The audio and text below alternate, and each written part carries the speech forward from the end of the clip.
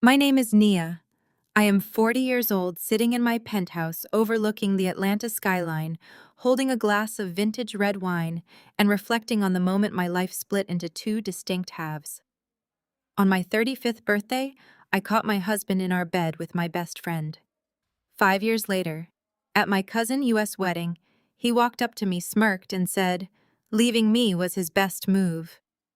Then a 5-year-old girl ran across the ballroom floor, threw her arms around my legs, and yelled, I love you, Mommy! Behind me, a man walked in. My ex-husband stared at the little girl, then looked at the man and completely lost his grip on his champagne glass, letting it shatter on the marble floor. Before I tell you exactly how I dismantled their lives piece by piece, let me know where you are watching from in the comments. Hit the like button and subscribe if you have ever had to smile through the pain while secretly plotting your comeback. The air inside the Biltmore Hotel ballroom in Buckhead was thick with the scent of expensive floral arrangements and designer perfume. This was the social event of the season for Atlanta, U.S. African American elite. My cousin was marrying into a prominent family, and the room was packed with politicians, legacy business owners, and proud alumni from the best historically Black colleges and universities. 5 years ago, walking into a room like this would have triggered a severe panic attack. Back then, I was the family disappointment, the woman who chose to build a hospitality business from scratch instead of pursuing a safe, prestigious law degree like my mother always demanded. But tonight I felt nothing but absolute power. I wore a custom white silk suit that fit my body perfectly, a quiet testament to the massive empire I had built entirely in the shadows. I was standing near the towering champagne fountain, enjoying the music from the live jazz band, when I saw them approaching. Marcus, my ex-husband, and Chloe, my former best friend, who was now his wife. They moved through the crowd with an exaggerated sense of self-importance, nodding to people who barely acknowledged them back. Marcus wore a flashy velvet tuxedo jacket that screamed new money, while Chloe was poured into a sequined gown that was trying much too hard to capture the attention of the room. They spotted me standing alone near the ice sculptures, and I could almost see the malicious delight lighting up their eyes. In their minds, I was still the broken, humiliated woman they had discarded half a decade ago. They thought I was attending this wedding as the pathetic single relative who had failed at marriage and failed at life. Well, look who finally decided to show her face in high society, Chloe said, her voice carrying that familiar syrupy fake sweetness that used to fool me. She clung tightly to Marcus's arm, intentionally flashing her large diamond ring so the chandelier light would catch it. We honestly did not think you could afford the travel expenses to be here, Nia. Marcus offered a condescending chuckle, looking me up and down with a mixture of pity and arrogant satisfaction. He adjusted his expensive cufflinks and leaned in slightly, invading my personal space, just enough to be disrespectful. It is good to see you getting out of the house, Nia. You look tired, though. I guess running that little food business of yours is taking its toll on you. You know, seeing you standing here like this just confirms everything for me. Honestly, leaving you was my best move. Chloe actually knows how to support a successful man and navigate these social circles. I did not flinch. I did not break eye contact. I took a slow, deliberate sip of my drink, letting the cool liquid slide down my throat while I maintained a perfectly steady gaze. I watched the smugness radiate from his pores, completely unaware of the invisible trap he was currently standing in. Before I could even formulate a response to his ridiculous statement, the sound of rapid, joyful footsteps echoed against the polished marble floor. Mommy, a tiny tornado in a pristine white tulle dress, came bursting through the crowd of sophisticated guests. Zuri, my beautiful 5-year-old daughter, slammed into my legs, wrapping her small arms around my knees with incredible force. I set my glass on a passing waiter U.S. tray and scooped her up into my arms, pressing a warm kiss to her braided hair. I love you, Mommy, she giggled, burying her face in my neck. I love you too, my sweet girl, I replied, my voice radiating genuine warmth and love. I turned my attention back to Marcus and Chloe, holding my daughter securely on my hip. The transformation on Marcus' face was a masterclass in psychological devastation. The arrogant smirk had completely vanished, replaced by a look of sheer, unadulterated shock. His jaw hung slightly open as his eyes locked onto Zuri's face. He was staring at her with an intensity that bordered on absolute panic. He was not just looking at a random child. He was looking at a living, breathing mirror. Zuri had my dark, flawless skin, but her facial features were an undeniable, terrifying echo of the man standing in front of me. She had his exact emerald brown eyes, a rare and striking genetic trait that had always made him stand out in a crowd. When she smiled at him, a deep, distinct dimple appeared on her left cheek, identical to the one Marcus possessed. I could physically see the gears turning in his head, doing the brutal and sudden math. 5 years since our spectacular, explosive divorce. A 5-year-old child standing right in front of him. Nia Marcus stammered, all his previous bravado evaporating into thin air. His voice was breathless, shaking with a sudden, horrifying realization. Whose child is that? Why does she look exactly like... Before he could finish his sentence, a large, warm hand settled firmly on the small of my back. A tall, impeccably dressed man stepped up beside me, radiating the kind of quiet, terrifying authority that absolutely cannot be faked. It was Julian, my husband. He wore a perfectly tailored charcoal suit, and the rare Patek Philippe watch on his wrist caught the light just enough to signal his true status to anyone who knew what to look for. Julian was a legendary venture capitalist on the East Coast, a billionaire who specialized in buying out distressed tech companies and liquidating them for parts. "Is this man bothering you, my love?" Julian asked, his deep voice effortlessly commanding the space. He leaned down and kissed Zuri on her cheek, then looked directly at Marcus. His gaze was cold, calculating, and utterly dominant. Marcus stopped breathing. He recognized Julian immediately. Any failing tech CEO in the country would. For the past 6 months, Marcus had been desperately trying to secure a meeting with Julian U.S. investment firm to save his sinking software company from total bankruptcy. He had been begging their administrative assistants for a lifeline, sending endless emails and business proposals, completely unaware that the invisible titan he was trying to court was sleeping next to the woman he had betrayed. The realization hit Marcus like a physical blow to the stomach. He looked at me, radiant and dripping in quiet luxury. He looked at Zuri, the undeniable biological daughter he never knew existed, safely held in the arms of a woman he thought he had destroyed. And finally, he looked at Julian, the billionaire, holding the literal keys to his financial survival, who was currently wrapping a highly protective arm around my waist. The crystal champagne flute slipped from Marcus's trembling fingers. It hit the marble floor with a sharp, resonant crash, sending glass shards and expensive liquor flying across the tips of Chloe U.S. designer shoes as the entire room turned to watch them crumble. To understand exactly why a man who just claimed leaving me was his best move would suddenly look like he had seen a ghost. We have to rewind the clock. 5 years ago. My 35th birthday. The night my entire reality fractured and reshaped itself into something forged in steel. Earlier that day, I had just closed the most significant commercial real estate deal of my career. It was a massive victory, a testament to years of relentless grinding, sleepless nights, and strategic planning. I was exhausted, but deeply exhilarated. I decided to come home early from my own celebratory birthday dinner, a dinner Marcus claimed he had to skip because of a sudden catastrophic tech crisis at his startup company. My best friend Chloe had also conveniently canceled on me that afternoon, sending a lengthy text message citing a severe, blinding migraine. I believed them both. Why would not I? I walked into our marital home, a beautiful property. I had paid the majority of the down payment for holding a freshly poured glass of expensive Cabernet. The house was entirely too quiet. There were no lights on in the living room, no sound of the television, just a heavy, suffocating silence that made the hairs on the back of my neck stand up. Then I heard it, a muffled sound coming from down the hallway, specifically from our master suite. I did not tiptoe. I did not tremble. I walked straight down that hallway, my heels clicking softly against the hardwood floor, and I pushed the heavy oak door wide open. There they were, tangled together in the expensive Egyptian cotton sheets I had handpicked for our anniversary just 2 months prior. My husband and the woman I called my sister. Most women might scream.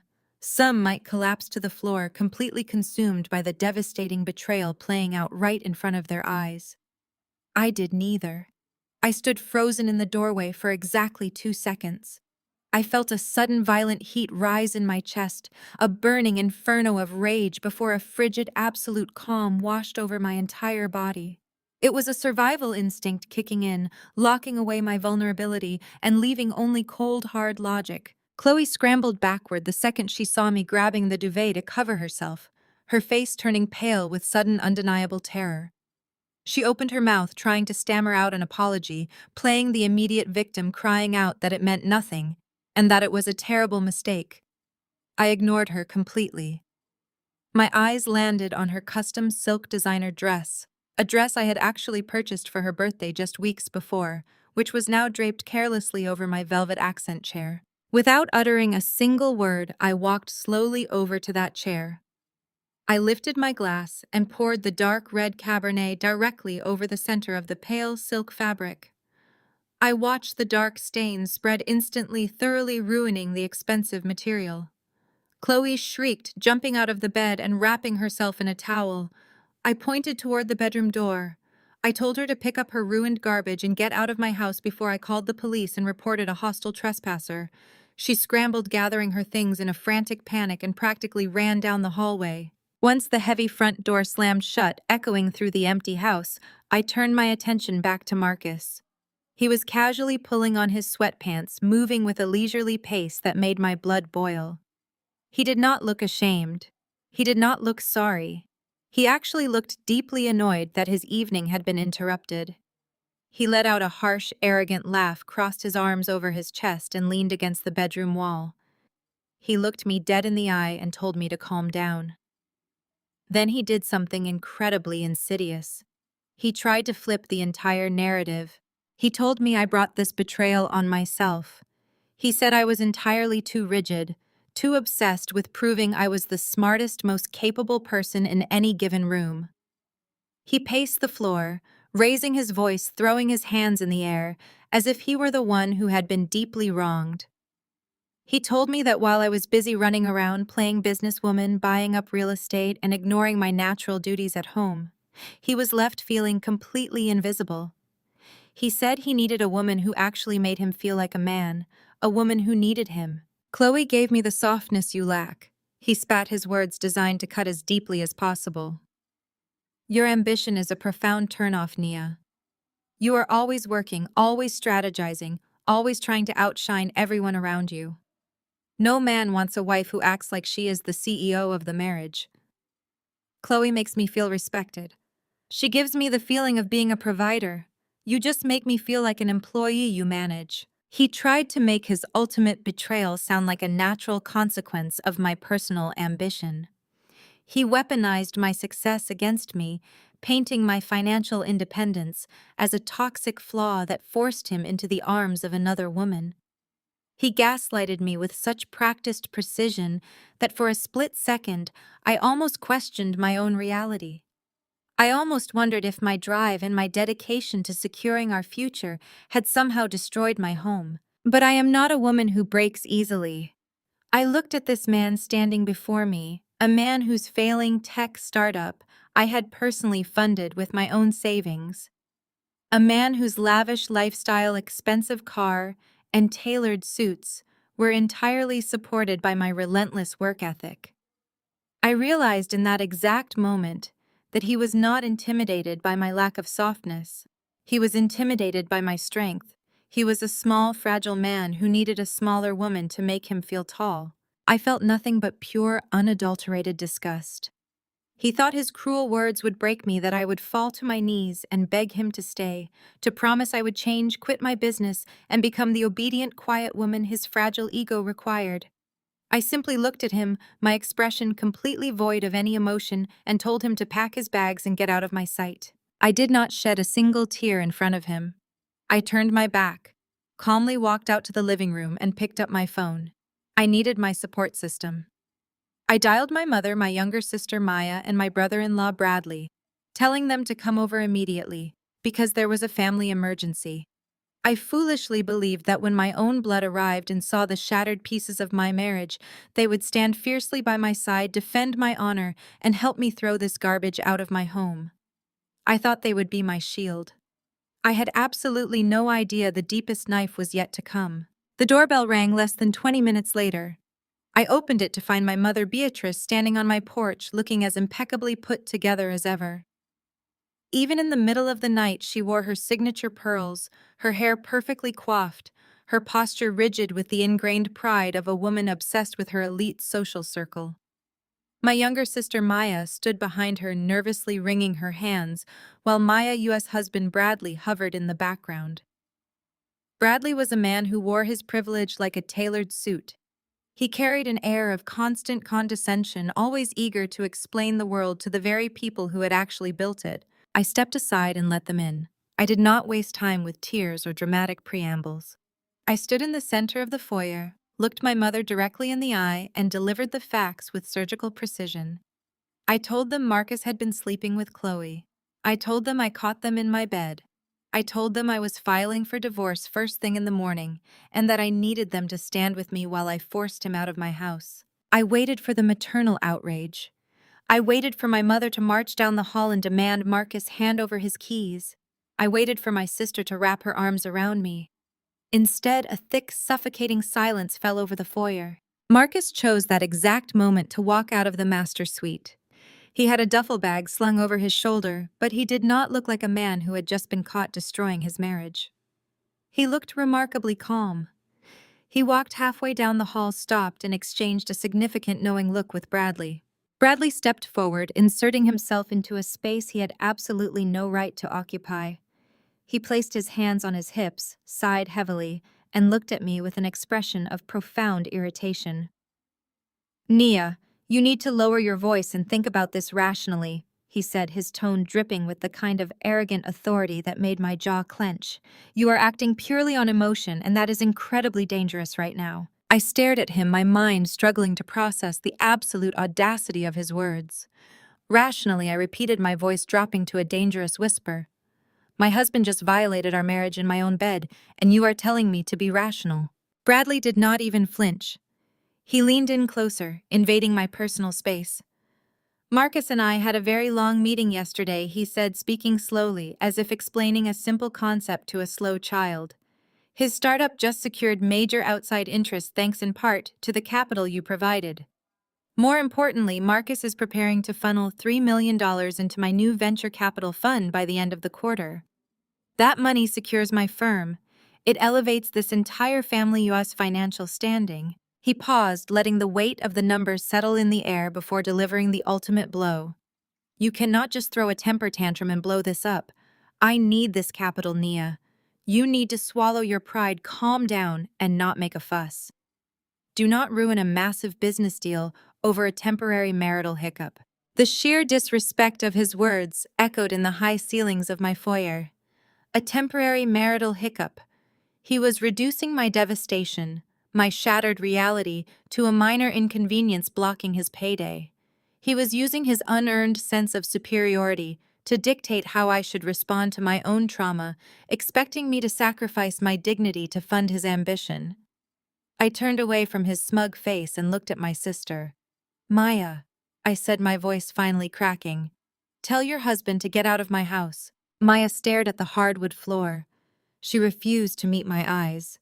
She shifted her weight, gripping her designer handbag tightly, and stayed completely silent. She was choosing the comfortable life Bradley provided over her own sister. My gaze snapped to my mother. Surely Beatrice, the matriarch who prided herself on upholding the dignity of our lineage, would shut this down. Surely she would protect her eldest daughter. Beatrice stepped forward, her heels clicking sharply against the floor. She looked at Marcus, then at Bradley, and finally at me. Her expression was not sympathetic. It was furious. "Nia, you are embarrassing yourself." My mother snapped, her voice sharp as glass. "Do you have any idea how this will look? A messy public divorce involving your best friend?" The gossip at the country club will be relentless. Our entire network will be talking about this scandal for years. You are acting like a fool. I felt the floor drop out from beneath me. Mom, he cheated on me. I said the words tasting like ash in my mouth. And you think you are the first woman to have a husband stray? Beatrice fired back, her eyes flashing with cold, calculated rage. Marcus is a successful man. He is a good provider. You have been neglecting this marriage, running around trying to be a boss instead of a wife. A smart woman knows how to look the other way to keep her household intact. You secure the bag, Nia. You do not burn the house down because your feelings are hurt. You are going to ruin Bradley-us deal and drag our family name through the mud because you refuse to compromise. I looked at the three of them. My mother obsessed with her social standing and the illusion of perfection. My sister too weak to defend me against her husband-us greed. And Bradley a parasite willing to step on my neck to climb his own financial ladder. They did not love me. They loved what I could provide. They loved the stability my silence would guarantee them. You are all parasites, I said, my voice deathly quiet but ringing with absolute clarity. You would rather see me humiliated and broken than risk losing a single dollar or a single ounce of social status. You are disgusting.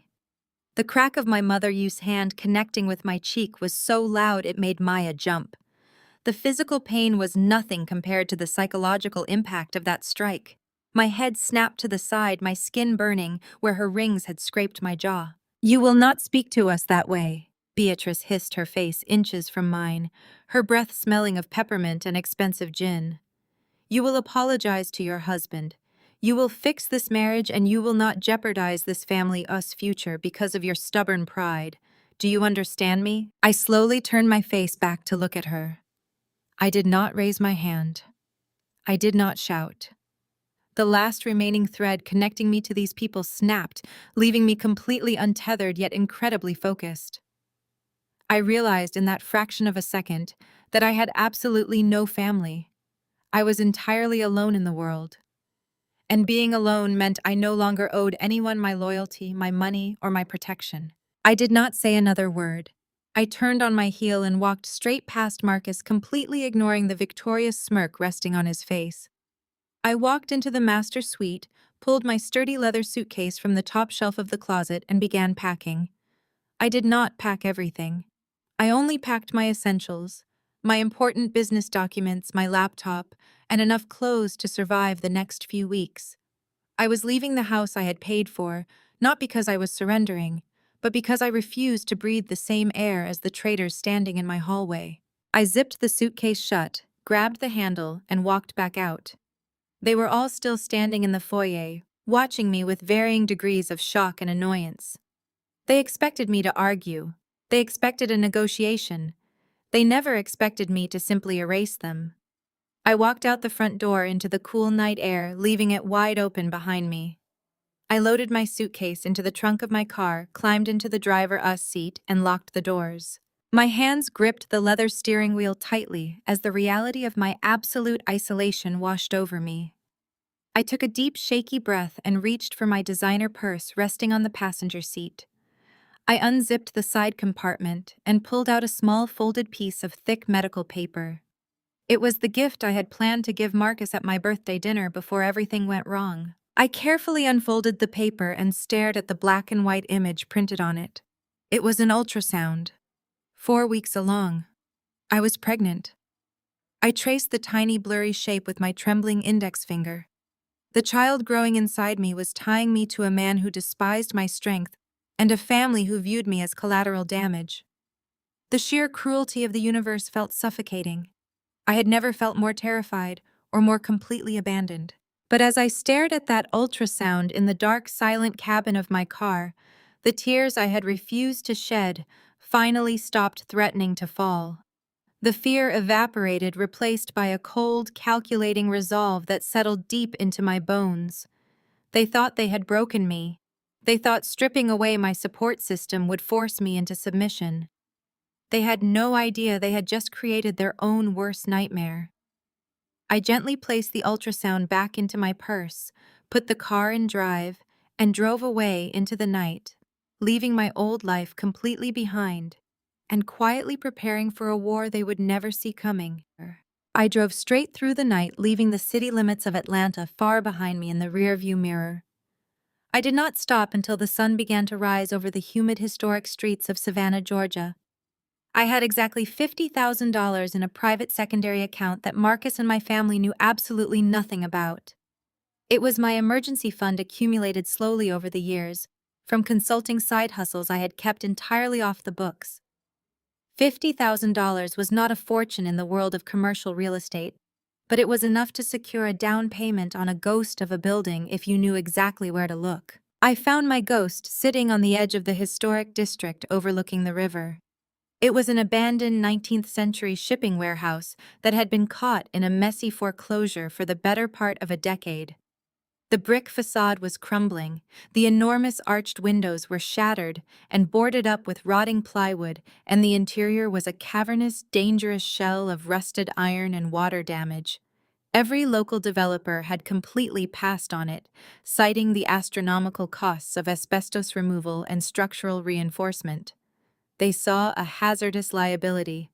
I saw a gold mine. I marched into the local bank the very next morning, wearing a sharp blazer to hide my slight exhaustion, and aggressively negotiated a hard money loan using the $50,000 as leverage alongside a meticulously detailed airtight business plan. I leveraged historic preservation tax credits, applied for local urban renewal grants, and structured the financing so tightly that the loan officer eventually ran out of reasons to tell me no. Within 72 hours of leaving my shattered marriage, I held the deed to my new empire. The next 7 months were a brutal, unforgiving grind. I filed for a fast, uncontested divorce from Marcus, requesting absolutely zero alimony and zero division of his pathetic startup assets. I knew that demanding money would trigger a lengthy financial discovery process, and the absolute last thing I needed was Marcus or my family tracking my location or discovering my pregnancy. I wanted a clean, immediate severing of all legal ties. Marcus, thrilled that I was walking away empty-handed and leaving him to play house with Chloe in the home I had funded, signed the papers immediately. He thought he had won. He thought I had retreated in total defeat. He never bothered to look closely at the dates or ask a single question about my sudden disappearance. While Marcus was busy popping cheap champagne in Atlanta, I was wearing a hard hat and a thick dust mask, breathing in the scent of sawdust and fresh paint in Savannah. I lived in a tiny, cramped rental apartment right down the street from the construction site.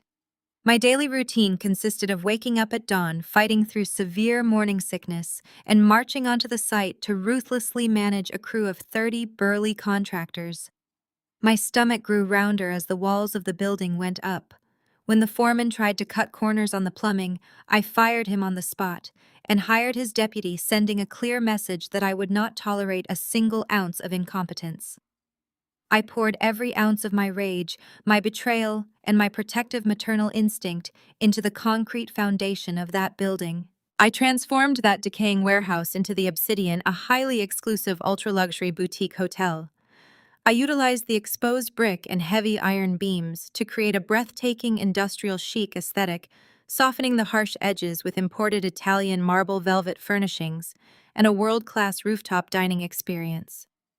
I targeted a very specific demographic, not tourists, but high-net-worth individuals, private equity executives, and quiet money families who valued absolute discretion and impeccable service. The hotel achieved profitability within the first 3 months of operation. The Obsidian became the most sought-after reservation on the East Coast. I was 32 weeks pregnant, balancing a massive ledger in the private back office of the hotel, when Julian walked into my life. Julian was a phantom in the financial sector, a man whose name was whispered with a mixture of reverence and absolute terror in boardrooms across the country. He was a ruthless venture capitalist based in New York who specialized in identifying distressed, mismanaged tech companies. He would swoop in, buy a controlling stake for pennies on the dollar, gut the incompetent management teams, and liquidate the viable software for massive profits. He was a shark, moving silently through deep waters, devouring weak CEOs without a single trace of hesitation. He was in Savannah for a quiet week of remote work, avoiding the noise of Manhattan while finalizing a hostile takeover. He had booked the penthouse suite at the Obsidian for an extended stay. Our first encounter was not a romantic collision. It was a clash of titans. Julian had marched down to the lobby to complain about a specific brand of sparkling water missing from his private minibar, a minor oversight by one of my new concierge staff. I intercepted him before he could reach the front desk. I stood my ground, my heavily pregnant belly leading the way, looking up into his cold, calculating eyes. I did not offer a syrupy apology. I simply informed him that his preferred brand was currently stuck in a supply chain embargo, handed him a bottle of a significantly more expensive superior vintage, and told him the entire case had already been sent up to his room free of charge. Julian stopped dead in his tracks. He looked at the bottle, then looked at me, completely taken aback by my absolute refusal to cower. He saw the fire in my eyes, the dark circles of exhaustion masked by expensive foundation, and the undeniable aura of a woman who commanded her space. He did not see a vulnerable pregnant woman, he saw an apex predator. That evening, he requested my presence in the hotel U.S. private dining room. What started as a brief apology for his demanding behavior turned into a 4-hour conversation. We sat in a quiet, dimly lit booth dissecting market trends, profit margins, and corporate strategy. Julian was captivated by my business acumen. He listened intently as I explained how I had acquired the property, navigating the complex tax codes and aggressively managing the contractors. He was fascinated by the sheer audacity of my survival. Julian did not want to save me. He understood instantly that I did not need saving. He wanted to stand beside me. Over the next few weeks, Julian delayed his return to New York. He became a fixture at the Obsidian. He watched me operate my business with an iron fist, his respect for me deepening into a profound, intense attraction. He knew about my past, about the spectacular betrayal I had endured and the child I was carrying alone. Instead of running from the complication, he stepped directly into it. He admired the fact that I had chosen to build a fortress rather than dig a grave. When my water broke 3 weeks early, I was standing in the middle of a staff meeting. Julian was sitting in the lobby reading a financial report. He dropped everything, carried me to his private car, and drove me to the hospital himself. He stood by my side in the delivery room, holding my hand with an unshakable grip as I brought Zuri into the world.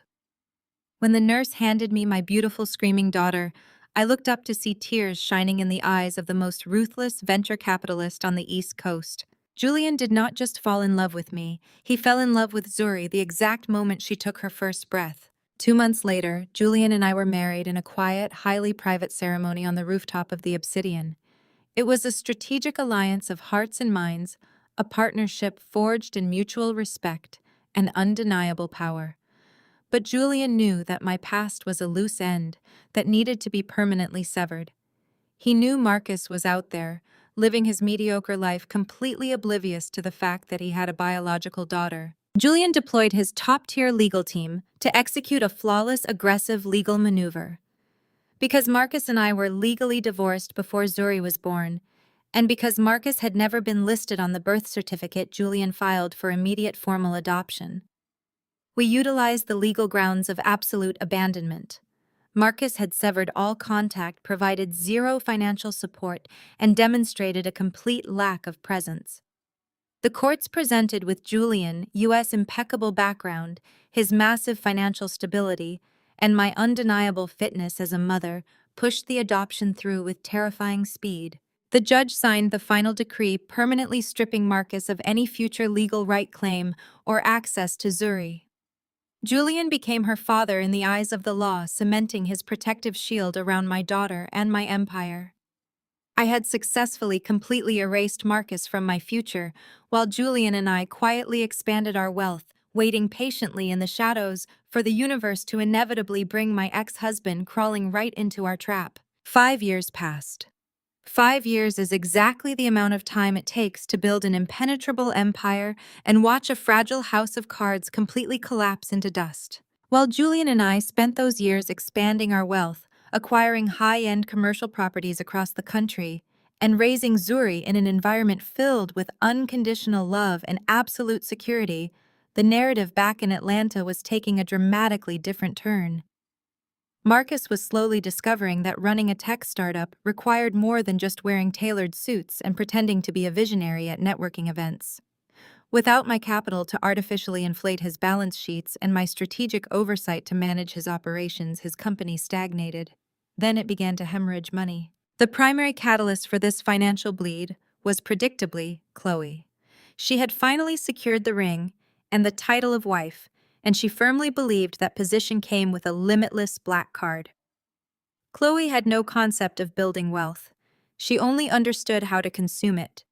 She insisted on completely gutting and remodeling the marital home I had originally purchased, hiring expensive interior designers to erase any trace of my existence.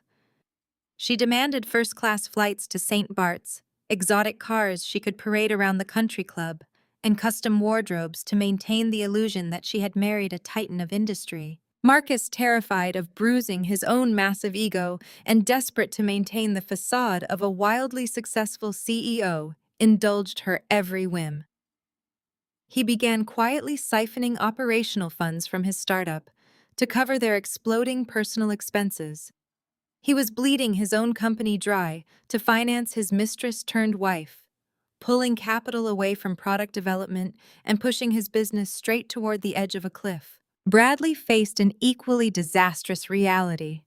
His arrogant, high-risk venture capital fund relied heavily on the $3 million capital injection Marcus had confidently promised him that fateful night in my foyer. But because Marcus was quietly drowning in Chloe U.S. credit card bills, that $3 million wire transfer never materialized. Bradley was left entirely overexposed. Desperate to cover his positions and too proud to admit his failure, Bradley took on toxic high-interest debt. He made reckless, aggressive bets on unproven companies, hoping for a miraculous payout that would save his firm. Instead, those companies folded, leaving Bradley tangled in a web of massive, unrecoverable bad debt. My mother Beatrice and my sister Maya remained completely oblivious to the financial rot festering right beneath their feet. They were too busy managing their social calendars and controlling the narrative of my disappearance. To cover up the scandalous reality of why I had vanished, Beatrice spun a masterful web of lies throughout their elite Atlanta social circle. She told anyone who would listen that I had suffered a severe mental breakdown. She whispered at charity galas that I was a bitter, deeply jealous woman who simply could not handle my husband's rising success, and that I had run away in shame because I was socially unfit to be the wife of a powerful executive. They did not just spread rumors to their friends. They made sure to actively direct their venom at me. I had kept my old personal email address active purely for strategic monitoring. Every few weeks, a new message would land in my inbox. Maya would write condescending emails telling me it was not too late to apologize to the family, bragging about how well Bradley was doing and how happy Marcus and Chloe looked together. Beatrice was far more vicious. Her messages were masterclasses in emotional manipulation. She called me a disgrace to the family lineage. She told me that I was a pathetic, empty woman who threw away a perfectly good life because of my stubborn, ridiculous pride. She wrote that I would die alone and forgotten, a cautionary tale for women who forgot their place. I read every single one of those emails while sitting in the sunlit office of my Savannah penthouse, sipping expensive espresso, while Zuri played happily on the carpet beside me. I never replied. I never defended myself. I never offered them a single glimpse into the reality of my life. I gave them absolutely nothing but a deafening, terrifying silence. I let them believe their own lies because their arrogance was the exact weapon I needed to destroy them. Julian and I did not just want to watch them fail from a distance. We wanted to own their failure entirely. I utilized Julian U.S. brilliant, ruthless financial network to set up a labyrinth of anonymous shell companies, offshore trusts, and private holding firms. My name was completely buried under layers of impenetrable corporate armor. Once the trap was set, I went to work. Marcus was my first target. When his tech startup inevitably began defaulting on its primary business loans, the bank moved to liquidate the debt. My anonymous holding company swooped in instantly, purchasing his corporate debt for pennies on the dollar. But I did not stop there. Marcus had taken out a massive second mortgage on the house to keep Chloe dripping in designer labels. When he fell 3 months behind on those payments, my private equity firm silently acquired that mortgage too. Bradley was even easier to capture. His venture capital fund was drowning, and traditional banks had completely cut him off. He was desperately pitching private lenders, practically begging for a lifeline to keep his doors open and hide his failures from his investors. I created a separate, distinct financial entity completely untraceable to my other businesses and offered him a highly predatory, high-interest bailout loan. Bradley, blinded by his own desperation and arrogance, did not read the fine print. He signed the paperwork legally, binding his firm, his personal assets, and his home to my anonymous company. Within the span of 18 months, I had systematically and quietly purchased every single ounce of debt those two men possessed. They thought they were kings of their Atlanta society. They thought they were untouchable elite businessmen who had successfully discarded a problematic woman. They had absolutely no idea that I held all their paper. I owned the walls around Marcus U.S. Company. I owned the roof over Chloe U.S. head. I owned the very foundation of Bradley U.S. firm. If they missed a single payment, I had the legal authority to foreclose, seize their assets, and throw them out into the street. And they were missing payments. I sat back and watched the delinquency notices pile up in my secure corporate servers. I watched Marcus and Bradley scramble, taking out new desperate credit cards, just to make the minimum interest payments on the loans I controlled. Meanwhile, Beatrice and Maya continued to send me emails, mocking my supposed poverty and isolation, completely unaware that their husbands were actively funding my expanding empire with their late fees. They were all dancing on strings that I held tightly in my hands. I was no longer just the ghost of the woman they had betrayed. I was their landlord. I was their bank. I was the architect of their impending ruin. I had built a perfect, inescapable slaughterhouse, and they had walked right through the front doors, smiling the entire way. The waiting game is always the most tedious part of any financial siege. You build the trap, you bait the hook, and then you are forced to sit in the absolute stillness of your own patience while the prey slowly wanders in. I was fully prepared to let Marcus and Bradley suffocate under the mounting pressure of their own catastrophic debt for another year if necessary. But the universe, it seemed, had a remarkable sense of irony and decided to violently accelerate my timeline. It started on a remarkably ordinary Tuesday morning. I was sitting at the massive mahogany desk in my home office, reviewing the quarterly revenue reports for the Obsidian, when a notification chimed on my private laptop. It was an email sent to the old personal address I kept active strictly for monitoring my family U.S. descent into madness. The subject line was draped in the kind of pretentious elegance my family lived for. You are cordially invited to the wedding of Serena and David. Serena was my maternal cousin. She was a sweet, painfully naive girl who had always existed on the fringes of our family U.S. toxic core, completely oblivious to the vicious dynamics orchestrated by my mother. I opened the digital invitation. It was a lavish display of digital calligraphy and expensive graphic design. Serena was marrying into a prominent Atlanta banking family, and the event was clearly designed to be the social event of the season. My eyes scanned past the romantic quotes and the registry information, landing squarely on the venue details. The ceremony and the weekend-long reception were being held at the Grand Sovereign Resort and Spa. The Grand Sovereign was a legendary estate located in the most exclusive perimeter of Atlanta. It was a sprawling, ultra-luxury property that catered strictly to the elite, boasting a private golf course, Michelin-starred dining, and a strict adherence to Southern aristocracy. Hosting a wedding, there was not just an expense. It was a massive neon sign broadcasting your social dominance. Less than 20 minutes after Serena's automated invitation landed in my inbox, a second email arrived. This one was from Beatrice.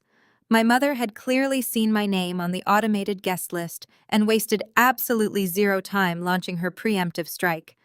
I opened the message, leaning back in my leather chair, taking a slow sip of my coffee as I read her venomous words. Nia, I know Serena included you on the mailing list out of some misguided sense of pity, Beatrice wrote, her voice practically dripping through the screen. Do not even entertain the ridiculous notion of showing your face at this wedding. This is a highly critical networking event for Bradley, and Marcus is serving as one of the groomsmen alongside his beautiful wife. You are a divorced, bitter woman who abandoned her family. You are a single mother with no husband and no social standing. You showing up uninvited and unescorted would be a grotesque embarrassment to our family lineage. We will not allow you to dirty our family us aesthetic with your pathetic reality. Stay exactly where you are, wherever that is, and do not humiliate us. I read the email twice. I did not feel a single ounce of pain. I did not feel the familiar suffocating sting of my mother-use rejection.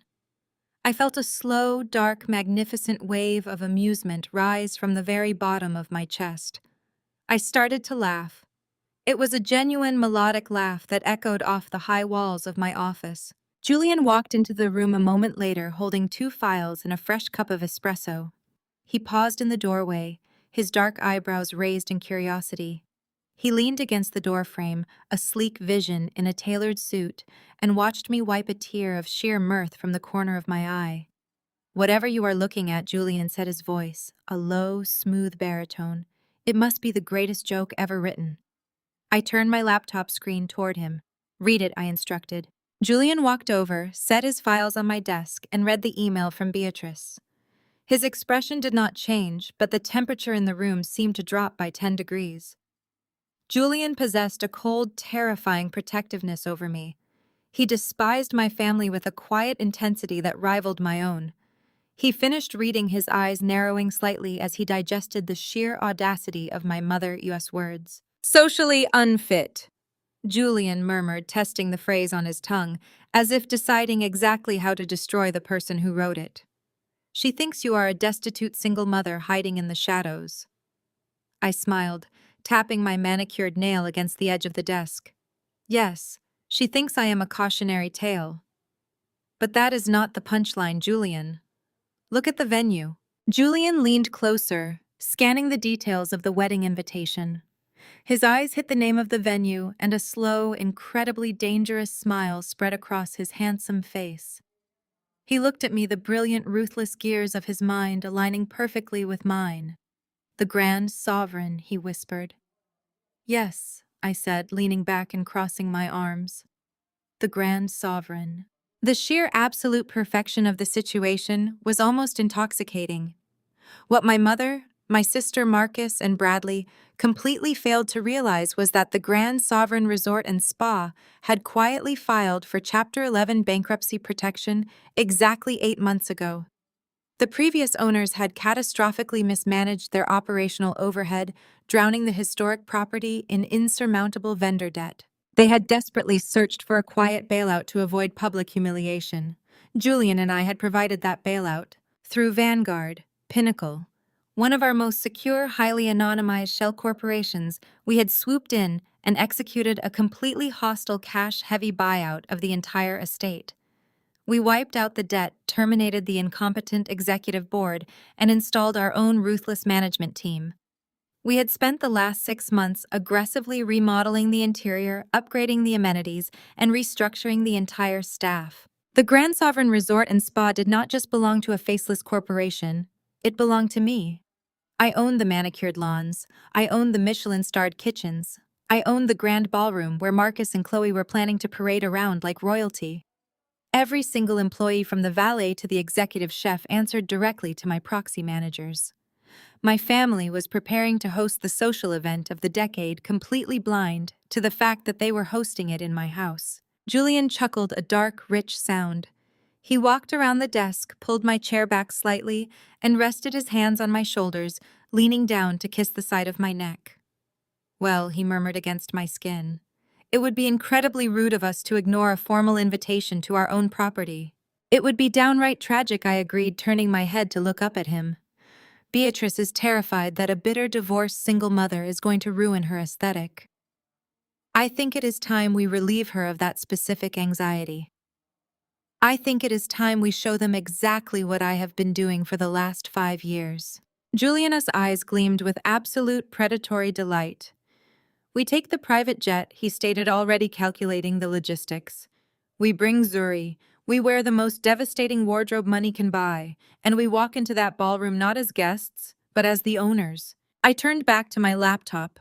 My fingers hovered over the keyboard. I did not write a lengthy emotional response to Beatrice. I did not defend my honor or argue about my social standing. I simply opened the digital RSVP link provided in Serena US invitation. I typed my name into the guest field. I selected the box for a +2 confirming attendance for myself, my incredibly powerful husband, and my beautiful daughter. I selected the premium steak option for our dinners, and then with a profound, terrifying sense of calm, I clicked confirm. I closed the laptop and stood up, smoothing the front of my silk trousers. The days of hiding in the shadows of Savannah were officially over. I had built my empire from the ashes they left me in. I had survived their betrayal, funded my own resurrection, and amassed a fortune that made their entire collective net worth look like pocket change. They wanted to keep me out of their elite circle. They wanted to pretend I was a shameful secret they had successfully buried.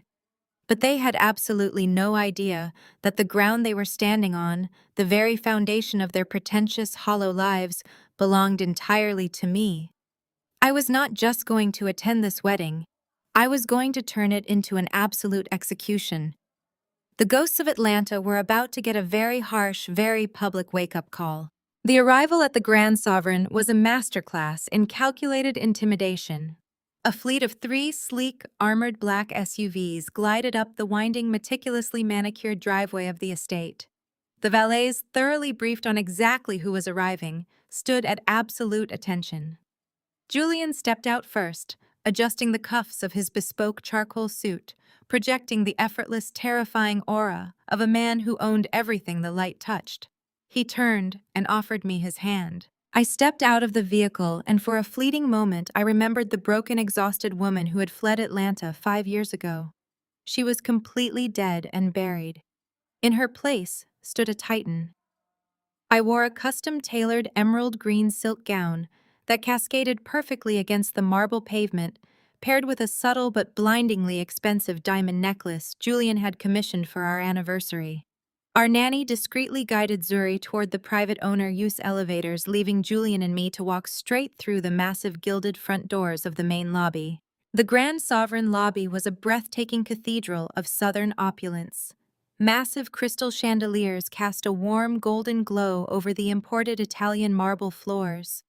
Dozens of Atlanta U.S. elite, the absolute upper echelon of my mother U.S. coveted social circle, stood around in designer evening wear, sipping champagne and gossiping ahead of Serena US rehearsal dinner. It took exactly 14 seconds for my mother to spot me. I saw the physical jolt radiate through Beatrice's rigid posture from across the crowded room. Her eyes widened in absolute horror as she took in my presence, my gown, and the terrifyingly handsome, powerful man standing at my side, with his hand resting possessively on the small of my back. Beatrice panicked. She immediately signaled her pathetic entourage. Within seconds, my mother, my sister Maya Bradley Marcus, and his tacky new wife Chloe were swarming toward me like desperate, angry insects. Before Julian or I could say a word, they aggressively boxed us in, practically shoving me toward a secluded marble alcove near the concierge desk. They wanted to hide me from the elite guests. They wanted to force me into the shadows where they believed I belonged. "What on earth are you doing here?" Beatrice hissed, her voice trembling with barely contained rage as she grabbed my forearm. "I told you specifically not to show your face and humiliate us. Look at you parading around like you belong here. You are going to ruin Serena US wedding and destroy Bradley US networking opportunities." I calmly looked down at her hand gripping my arm. I did not say a word. The sheer glacial coldness in my eyes made her instantly release her grip and take a nervous step back. Chloe stood behind my mother, crossing her arms over a loudly branded, incredibly cheap-looking cocktail dress.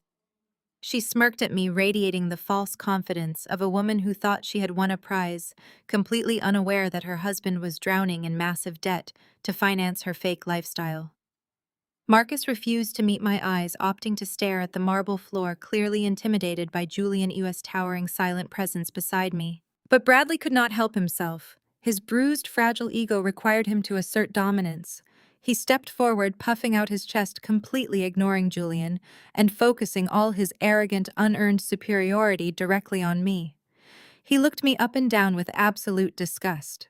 "You really have no shame," Nia Bradley sneered, employing the exact same condescending patriarchal tone he had used in my foyer 5 years ago. "Do you know how much this place costs a night? This is an exclusive resort, not a charity shelter. Stop wearing rented clothes and playing dress-up. Since you insisted on showing up and embarrassing us, make yourself useful. Go out to the valet, get Chloe's luggage from the trunk, and take it up to our suite." He pointed his finger toward the front doors, expecting me to lower my head and obey. He expected me to shatter under the weight of his perceived authority. I did not flinch. I did not raise my voice. I simply held his gaze, offered a slow, chilling smile, and snapped my fingers once. The sound echoed sharply against the marble walls. Instantly, the heavy oak doors behind the concierge desk swung open. Mr. Sterling, the highly respected managing director of the Grand Sovereign, marched briskly across the lobby. He was flanked by two imposing security directors in sharp black suits. The crowd of elite guests milling around the lobby naturally parted for them, their conversations dying down as they sensed the sudden shift in the atmosphere. Every pair of eyes in the vicinity turned toward our alcove. Mr. Sterling bypassed Beatrice. He completely ignored Marcus. He did not even glance at Bradley. He walked straight up to me, stopped, and offered a deep, respectful bow. "Madam Chairwoman," Mr. Sterling said, his voice carrying clearly across the suddenly silent lobby. "Welcome back to your property. The penthouse suite has been fully prepared for you and your family. The entire staff is at your absolute disposal." The sheer magnitude of those words struck my family like a physical blow. Beatrice gasped loudly, her hand flying to her throat as all the color instantly drained from her face. Maya let out a small strangled squeak of confusion. Chloe's arrogant smirk slid completely off her face, replaced by a look of profound, terrified stupidity. Marcus stumbled backward, bumping into a decorative pillar, staring at me as if I had just risen from the dead. Madam Chairwoman Bradley repeated, his voice cracking his brain, utterly failing to process the reality unfolding in front of him. "What kind of sick joke is this? She is a bankrupt divorcee." Mr. Sterling slowly turned his attention to Bradley. The resort manager U.S. expression was devoid of any warmth. He looked at my brother-in-law with the clinical disgust usually reserved for removing a pest. "Sir, I assure you this is not a joke," Mr. Sterling said, his tone razor-sharp and incredibly loud, ensuring that the surrounding high society guests caught every single word. "You are currently speaking to the owner of the Grand Sovereign Resort and Spa. And since you have chosen to address the chairwoman in such an aggressively disrespectful manner, I feel this is the perfect time to inform you of a highly pressing administrative issue regarding your reservation." Bradley swallowed hard, sweat suddenly beading on his forehead. "What administrative issue?" Mr. Sterling pulled a sleek tablet from his jacket. "The credit card you provided to our reservations department to secure the 5 VIP suites for your family U.S. weekend stay has been declined by your bank. We attempted to run the card multiple times over the last hour, and it has been completely rejected for insufficient funds.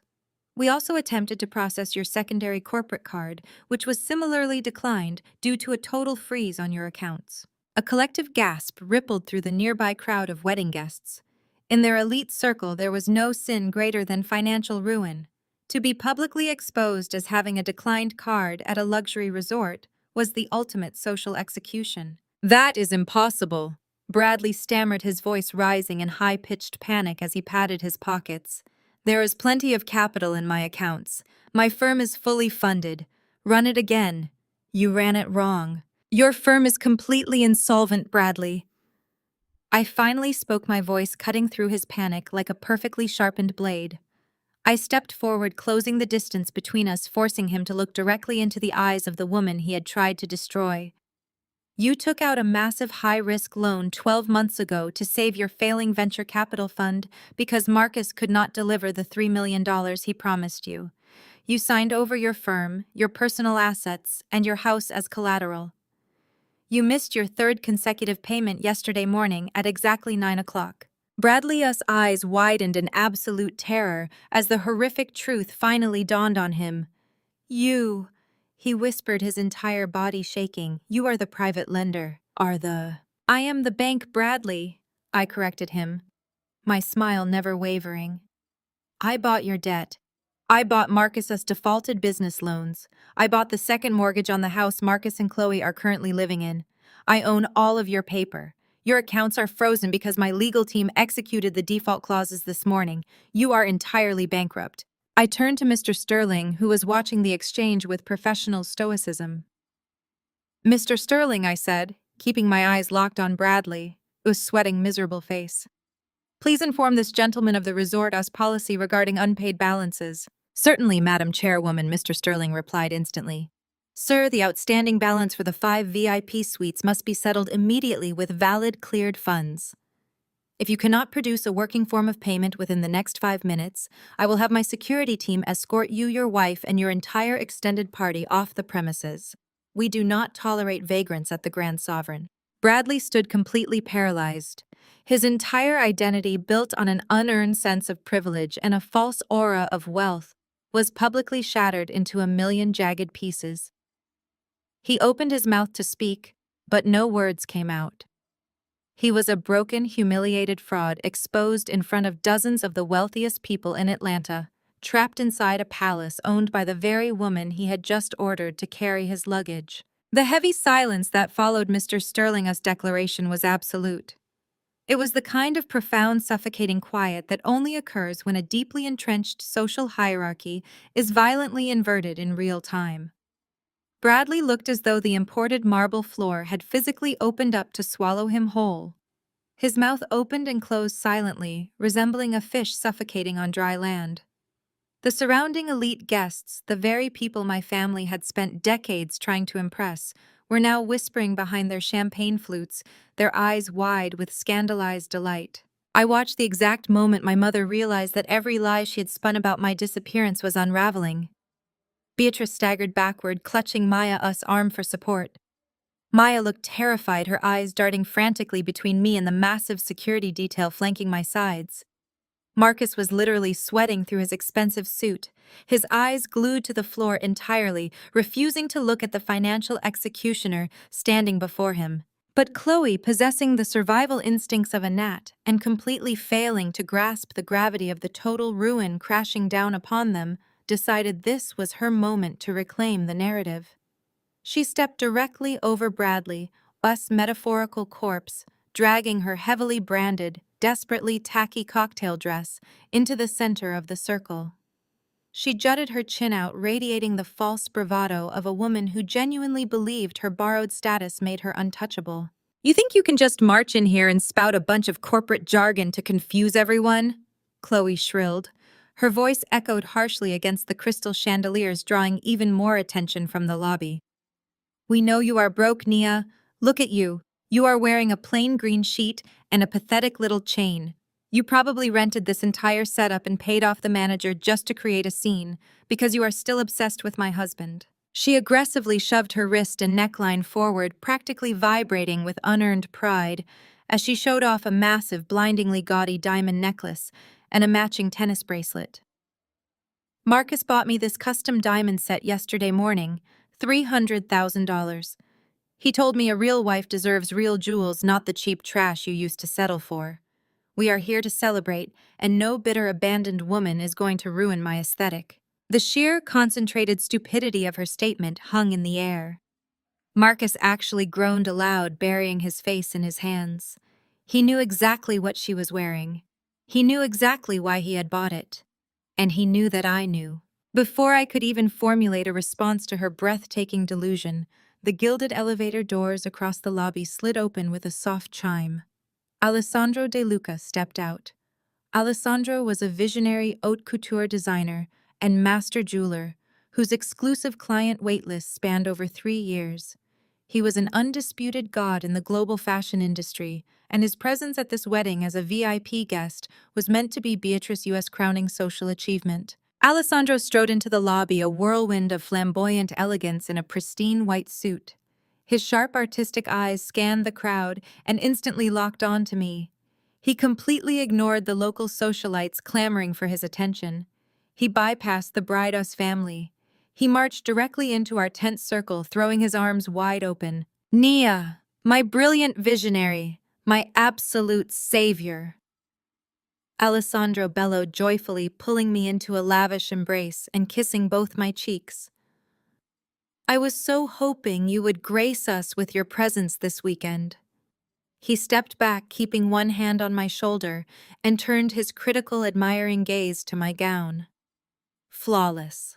Absolute perfection. I sketched this silhouette myself, but seeing it on my primary investor brings tears to my eyes.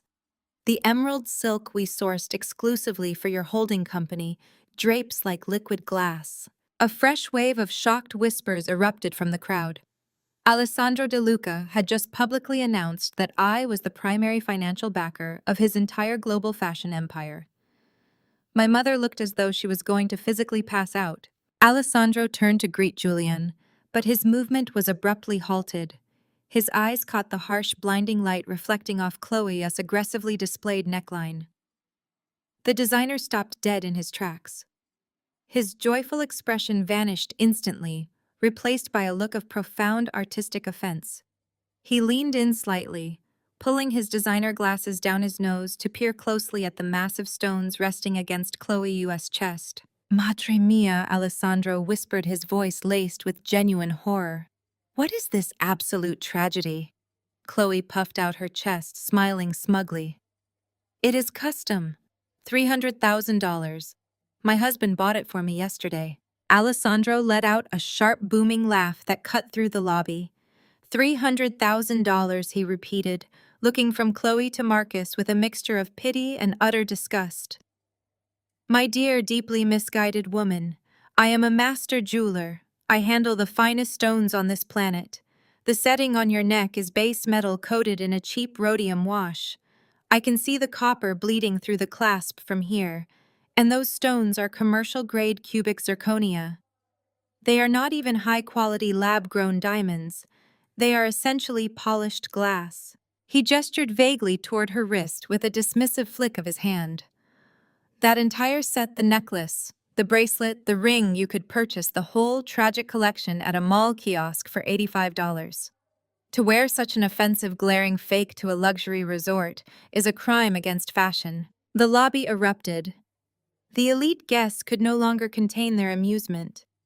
Sharp, mocking laughter filled the air. Women were hiding their smiles behind their hands, openly pointing at Chloe's neck. The ultimate social sin had been committed and broadcast to the entire room. Chloe turned a violent, blotchy shade of crimson. Her smug bravado evaporated, leaving behind a terrified, humiliated shell. She whipped her head around to look at Marcus, her voice trembling. Marcus, tell him he is lying. Tell them what you spent. Marcus could not look at her. He could not look at anyone. He stared at the marble floor, his jaw tight, his entire body radiating defeat. He had no money. I had frozen his operational accounts and seized his personal credit lines. When Chloe had demanded new diamonds for the wedding to show off her status, Marcus had been forced to buy cheap costume jewelry and lie to her face, desperately hoping no one in their elite circle would look too closely. He had gambled on his wife as complete ignorance, and he had lost spectacularly. I stepped forward, the silk of my custom gown whispering against the marble floor. I looked down at Chloe, who was now clutching her fake necklace as if it was burning her skin. I suppose it makes perfect sense, Chloe, I said, my voice smooth, calm, and carrying perfectly across the silent crowd. A fake diamond set to match a fake fortune bought by a man who runs a fake empire. You wanted to play the role of a wealthy executive U.S. wife so badly, but you forgot one crucial detail. Wealth requires actual capital, and your husband has absolutely none left. Because as I just explained to Bradley, I own every single thing Marcus possesses. And tomorrow morning, when my legal team forecloses on that house you spent millions remodeling, you are going to need those $85 glass stones to pay for your moving boxes. The absolute silence that followed my statement was thick enough to choke on. Chloe let out a high, genuine sob of despair, dropping her hands from her fake necklace and covering her face. She turned and fled toward the exit, her cheap heels clicking frantically against the marble, leaving Marcus standing there, looking like a hollow shell of a man. He did not chase her. He simply stood perfectly still, his eyes wide and vacant, as the reality of his total destruction set in. But my mother was not built for quiet surrender. Beatrice was a creature born of pride and sustained by delusion. As the murmurs of the surrounding elite guests grew louder, picking apart the absolute humiliation of my ex-husband and brother-in-law, Beatrice snapped. Her perfectly manicured mask shattered, revealing the desperate, vicious woman underneath. She stepped directly into my personal space, her face flushed dark red with unhinged fury. She pointed a trembling finger at my chest, completely ignoring the imposing presence of Julian and the security team standing just inches away. "You ungrateful, spiteful little wretch!" Beatrice snarled, her voice vibrating with decades of unchecked authority. "You think this little display makes you powerful? You think you can humiliate your blood in front of half of Atlanta and just walk away? I am your mother. You will fix this immediately." I looked at her finger, then up to her furious eyes. "Fix what exactly?" "You will pay their balances," she demanded, her tone rising to a sharp, hysterical command. "You will clear Bradley U.S. credit line, you will restore Marcus U.S. accounts, and you will pay for our entire stay at this resort. You owe this family for the shame you caused when you ran away. If you refuse me right now, Nia, I swear to God, I will cut you out completely. I will erase your name from the family trust. I will remove you from the inheritance list, and you will never see a single dime of the estate. You will be dead to us forever." The sheer absurdity of her threat hung in the air. The elite crowd watching the spectacle actually gasped at the brazen, ugly nature of her demands. They were witnessing a supposedly refined matriarch throwing a public temper tantrum, demanding a bailout from the very daughter she had spent years tearing down. I did not flinch. I let her panting, furious silence stretch for 5 long seconds. Then I turned slightly to Julian. He was already holding a sleek black leather folder. He handed it to me with a smooth, knowing smile, stepping back to let me deliver the final blow. I opened the folder slowly. I looked down at the pristine, watermarked documents inside, then back up at the woman who had tormented me for my entire life. "An inheritance," I repeated, my voice dropping to a dangerously quiet pitch that forced everyone in the lobby to lean in to hear. "You are threatening to cut me out of an inheritance that does not actually exist." Beatrice stiffened. "How dare you? The family estate is worth millions." "The family estate is a heavily mortgaged facade," I corrected her sharply. "The only asset of real value attached to your name, the only thing that gives you any actual power in this city, is the Beatrice Vanguard Educational Fund." At the mention of her charity, my mother-us face twitched. The Vanguard Fund was her crowning glory. It was a massive multi-million-dollar scholarship foundation that provided full rides to underprivileged students. Beatrice sat on the board of directors as the honorary chairwoman. She used that position to secure invitations to exclusive galas, to rub elbows with politicians, and to cement her status as a benevolent, powerful philanthropist. She treated the foundation like her own personal kingdom. "I hold the chairwoman's seat for life," Beatrice sneered, recovering a fraction of her arrogant posture. "I control millions in charitable assets. You have nothing but new money and an ugly attitude." I pulled a single sheet of paper from the leather folder and held it up between us. "You control absolutely nothing," I stated, my voice echoing off the high ceilings. "You sit on that board because a private anonymous benefactor established the fund 5 years ago and granted you an honorary, unpaid position to manage the optics. You have spent the last 5 years taking the credit, hosting the dinners, and soaking up the adoration of Atlanta U.S. high society, believing you were untouchable." Beatrice's eyes darted to the paper in my hand. Her breathing grew shallow. "That fund is secured. The benefactor gave me total control." "The benefactor gave you temporary access," I corrected, stepping closer until she was forced to look up at me. "And I think it is time you meet her." I turned the document around, forcing her to read the bold, undeniable print at the top of the page. It was a certified financial charter. "I am the anonymous benefactor, Beatrice. I said the words falling like heavy stones. Vanguard Pinnacle is my holding company. I established that charity with the first profits I made from the obsidian. I funded every single scholarship. I bought the building your foundation operates out of. I pay the salaries of every staff member who reports to you. Beatrice literally stopped breathing. Her eyes widened to an impossible degree, frantically scanning the signature at the bottom of the charter. It was my signature. The realization hit her with the force of a freight train. The wealth she had been flaunting, the philanthropic power she wielded like a weapon, the very foundation of her prestigious reputation, it was all funded entirely by the daughter she had deemed socially unfit. No, Beatrice whispered, shaking her head in violent, panicked denial. No, that is impossible. You did not have that kind of money. You are lying. I never lie when it comes to a balance sheet, I replied smoothly. But I do audit them. And my accountants have noticed that over the past 2 years, you have been using the Charity U.S. Administrative Expense Account to fund your private country club memberships, your personal travel, and your luxury wardrobe. You have been embezzling from a charity designed to help poor children just to keep up appearances. The gasps from the surrounding guests were audible. The wealthy socialites who had previously fawned over my mother were now looking at her with absolute unmasked revulsion. Embezzling from a charity was a social death sentence. It was a crime that not even the most forgiving aristocratic circles would ever overlook. You cannot prove that, Beatrice gasped, her hands shaking so violently she dropped her expensive clutch onto the marble floor. I already have, I said coldly. I closed the folder and handed it back to Julian. I filed a full report with the State Attorney General yesterday.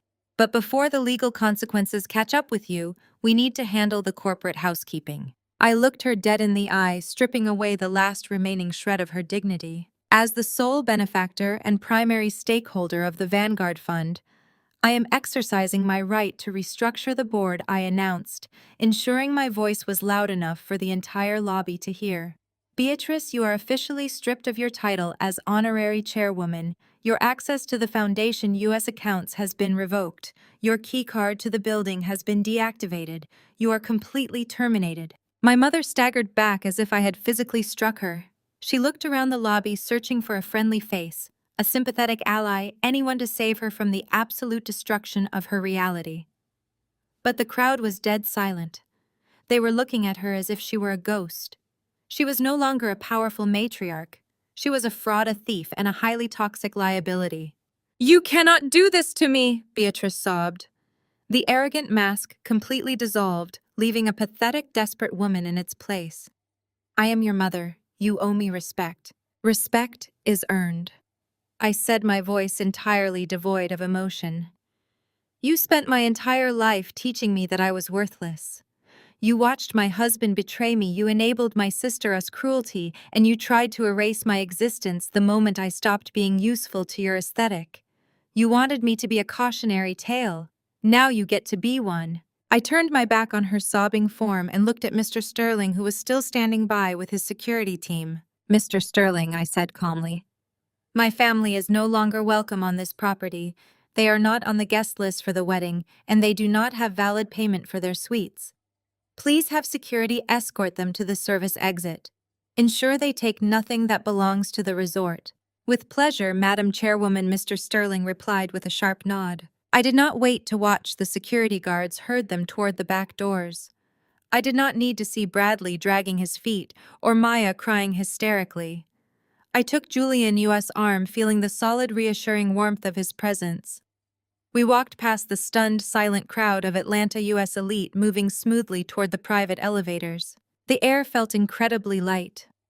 The heavy, suffocating chains of my past had not just been broken. They had been entirely obliterated. I had returned to the city that tried to bury me, and I had conquered it without raising my voice. I was finally absolutely free. We were mere steps away from the polished brass doors of the private owner OS elevator when the sound of frantic, scrambling footsteps echoed across the marble floor behind us. Marcus had finally connected the dots. The initial shock of my transformation, coupled with the devastating public exposure of his fake wealth and Bradley U.S. financial ruin, had temporarily short-circuited his brain. He had been staring at Julian with a blank, terrified recognition, trying to place the face of the towering man standing protectively at my side. As we turned our backs to leave the sheer, undeniable reality of Julian, his identity finally registered in Marcus's desperate mind. This was not just a wealthy husband. This was the phantom of the New York financial sector. This was the exact legendary venture capitalist Marcus had been desperately trying to contact for the past 6 months to save his dying company. "Marcus, do something!" Chloe wailed, grabbing at the sleeve of his tailored suit, her voice thick with humiliated tears as the security guard stepped forward to escort them out. "Tell them who you are. Fix this." Marcus turned on his new wife, his face twisted in absolute unfiltered contempt. He violently shoved her hands away, pushing her back with such force that she stumbled into Maya. He did not care that she was crying. He did not care about the fake diamonds hanging heavily around her neck. His true opportunistic nature completely overrode any performative affection he held for her. He only cared about his own survival. He broke away from the group and practically sprinted across the lobby, completely ignoring the watchful eyes of the resort security and the elite guests who were still observing the spectacle. He threw himself into our path, physically blocking Julian and me from reaching the elevator doors. Julian stopped instantly. He did not step back. He simply looked down at the sweating, panicked man in front of him with the cold, dead eyes of an apex predator assessing a wounded animal. "Please wait," Marcus gasped, breathing heavily, holding his hands up in a placating gesture. "Julian, Mr. Sterling, please just give me 2 minutes of your time." Marcus completely ignored my presence. He did not look at me, apologize to me, or even acknowledge that I was standing there. His entire focus was locked onto Julian, his voice morphing instantly from frantic panic into a slick, sickeningly sycophantic pitch. He straightened his jacket, trying desperately to summon the arrogant CEO persona that was currently actively crumbling around him. "I know this looks incredibly unprofessional," Marcus stammered, forcing a desperate salesman's smile onto his face. "But I have been trying to get through the gatekeepers at your New York office for weeks. I submitted the Series C funding proposal for my tech startup directly to your private acquisitions team. My company is on the verge of a massive breakthrough. We just need a bridge loan, a strategic capital injection, to finalize our next software rollout. I am prepared to offer your firm a highly favorable equity stake. A controlling interest even." Julian did not say a word. He simply let Marcus continue to dig his own grave, allowing the desperate man to humiliate himself further in front of the silent, observing crowd. Marcus wiped a bead of sweat from his forehead, misinterpreting Julian's silence as an opening. He finally shot a brief, nervous glance in my direction before looking back at Julian, lowering his voice into a conspiratorial, pleading whisper. "Listen, I know how this situation appears," Marcus continued, his words rushing together. "I had absolutely no idea Nia was your wife. None. If I had known, I would have handled this entire evening differently. Whatever she has told you about our past, I promise you it is a massive misunderstanding. Our separation was mutual. We simply grew apart. You are a businessman, Julian. You understand that personal history should never interfere with a highly lucrative corporate opportunity. My company has infinite potential. I just need you to look at the numbers. Please do not let this unfortunate misunderstanding cost us a billion-dollar partnership." I stood perfectly still, listening to the man who had drained my bank accounts, mocked my ambition, and replaced me in my own home attempt to sell my husband a useless piece of a dying company. I felt no anger. I felt nothing but a profound, chilling sense of victory. Julian let the silence stretch for a long, agonizing moment. He slowly adjusted the cuffs of his suit jacket, his expression completely devoid of any empathy. When he finally spoke, his voice was smooth, perfectly modulated, and absolutely merciless. "I am intimately familiar with your numbers, Marcus," Julian said, his tone carrying the weight of an executioner swinging an axe. "I received your desperate, pathetic little pitch deck. My analysts spent exactly 4 minutes reviewing your balance sheets before tossing the file into the shredder this morning." Marcus' fake smile froze instantly. He blinked, the color rapidly draining from his face as Julian's words hit him. You run a shell of a company. Julian continued, stepping half a pace forward, forcing Marcus to shrink back. You have zero proprietary technology, zero viable market share, and you have spent the last 2 years actively embezzling your own operational funds to finance a lavish personal lifestyle you cannot afford. Your startup is not on the verge of a breakthrough. It is a catastrophic liability, bleeding capital at an unsustainable rate. My firm does not invest in garbage, Marcus. We do not throw lifelines to incompetent, fraudulent executives playing dress-up. Marcus opened his mouth, a pathetic, strangled sound escaping his throat as he tried to formulate a defense, but Julian cut him off with a sharp, dismissive wave of his hand. However, Julian said, his voice dropping to a low, lethal register, while my venture capital firm flatly rejected your request for equity funding, a completely separate holding company did decide to acquire your debt. As you are well aware, traditional banks cut you off months ago. Your defaulted business loans, the heavily leveraged second mortgage on your primary residence, and your mounting operational penalties were all quietly purchased on the private market. Julian turned his head slightly, locking eyes with me, a dark, brilliant smile playing on his lips. He reached out and gently placed his hand on the small of my back, seamlessly shifting the absolute power of the moment entirely onto my shoulders. My firm buys companies, Julian stated, looking back at Marcus, with horrified face. We build infrastructure. We manage assets. But my wife operates with a much sharper blade. She buys debt. And she specifically bought yours. Marcus slowly turned his head to look at me. His chest heaved as he struggled to pull air into his lungs. The final, crushing piece of the puzzle slammed into place, shattering whatever remaining sliver of hope he had desperately clung to. Nia is the sole owner of the private equity firm holding your corporate loans, Julian explained, speaking slowly to ensure Marcus understood the absolute finality of his situation. She is your largest and only remaining creditor. She owns the walls of your failing office, the servers housing your worthless data, and the roof over your head. You came to me begging for a savior, Marcus, but you are speaking to the wrong person. I cannot save you. The woman holding the deed to your entire life is standing right here, and she has already made her decision. I took a single step forward, bringing myself face to face with the man who had once thought he could casually discard me. I looked into his eyes and saw nothing but pure, unadulterated terror. I told Bradley earlier that my legal team was executing the default clauses, I said, my voice eerily calm and perfectly clear. Your loans officially matured this morning, Marcus. You are in total irrecoverable breach of contract. I am calling in the entirety of the debt, every single dime. You have 48 hours to vacate the commercial premises, and by Friday afternoon, the locks on your personal residence will be permanently changed. Marcus fell to his knees. The movement was entirely involuntary, his legs simply refusing to support the weight of his total destruction.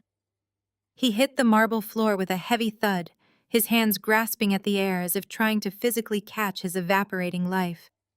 He opened his mouth to beg, to plead for mercy, but the resort security team had finally reached our alcove. Two large men grabbed Marcus by the arms, hauling his limp, sobbing frame off the floor. Chloe, who had watched the entire exchange in a state of catatonic shock, began to wail hysterically as the guards marched them toward the service exit, her fake diamonds clinking cheaply against her chest. Julian and I did not watch them leave. The elevator doors slid open behind us. I stepped inside, the emerald silk of my gown pooling beautifully around my feet, and Julian stepped in beside me. The brass doors smoothly closed, entirely shutting out the noise of my family U.S. public ruin, lifting us effortlessly toward the penthouse. The heavy brass doors were just about to slide shut, sealing us in the quiet luxury of the elevator, when a small, bright voice pierced the tense atmosphere of the lobby. Mommy, Daddy, look what I found. The elevator sensors instantly detected the movement, and the brass doors smoothly slid open once more. Our nanny, looking deeply apologetic for the interruption, stood in the private corridor holding Zuria's small hand. Zuri, wearing a miniature designer dress that perfectly complemented my emerald gown, stepped forward. She proudly held up a beautifully folded origami flower that the concierge had made for her. The sound of a child-us voice caused a ripple of distraction. Marcus, who was actively being manhandled toward the service corridor by Mr. Sterling, yes, imposing security detail, abruptly stopped struggling. He turned his head, his tear-streaked desperate face looking back toward the elevator bank. His eyes locked onto Zuri. It was as if time physically stopped in the grand lobby. I watched the cognitive wheels slowly, painfully turn in Marcus Us' head. He looked at Zuri Us' dark, intelligent eyes. He looked at the precise shape of her jaw, the distinct curl of her hair, and the undeniable genetic echo of his own face staring innocently back at him, refined and perfected by my own features. The timeline, the 5 long years since he had ruthlessly thrown me out of our home, crashed down upon him. A violent jolt of realization electrified his entire body. He let out a breathless, guttural sound, something between a gasp and a sob.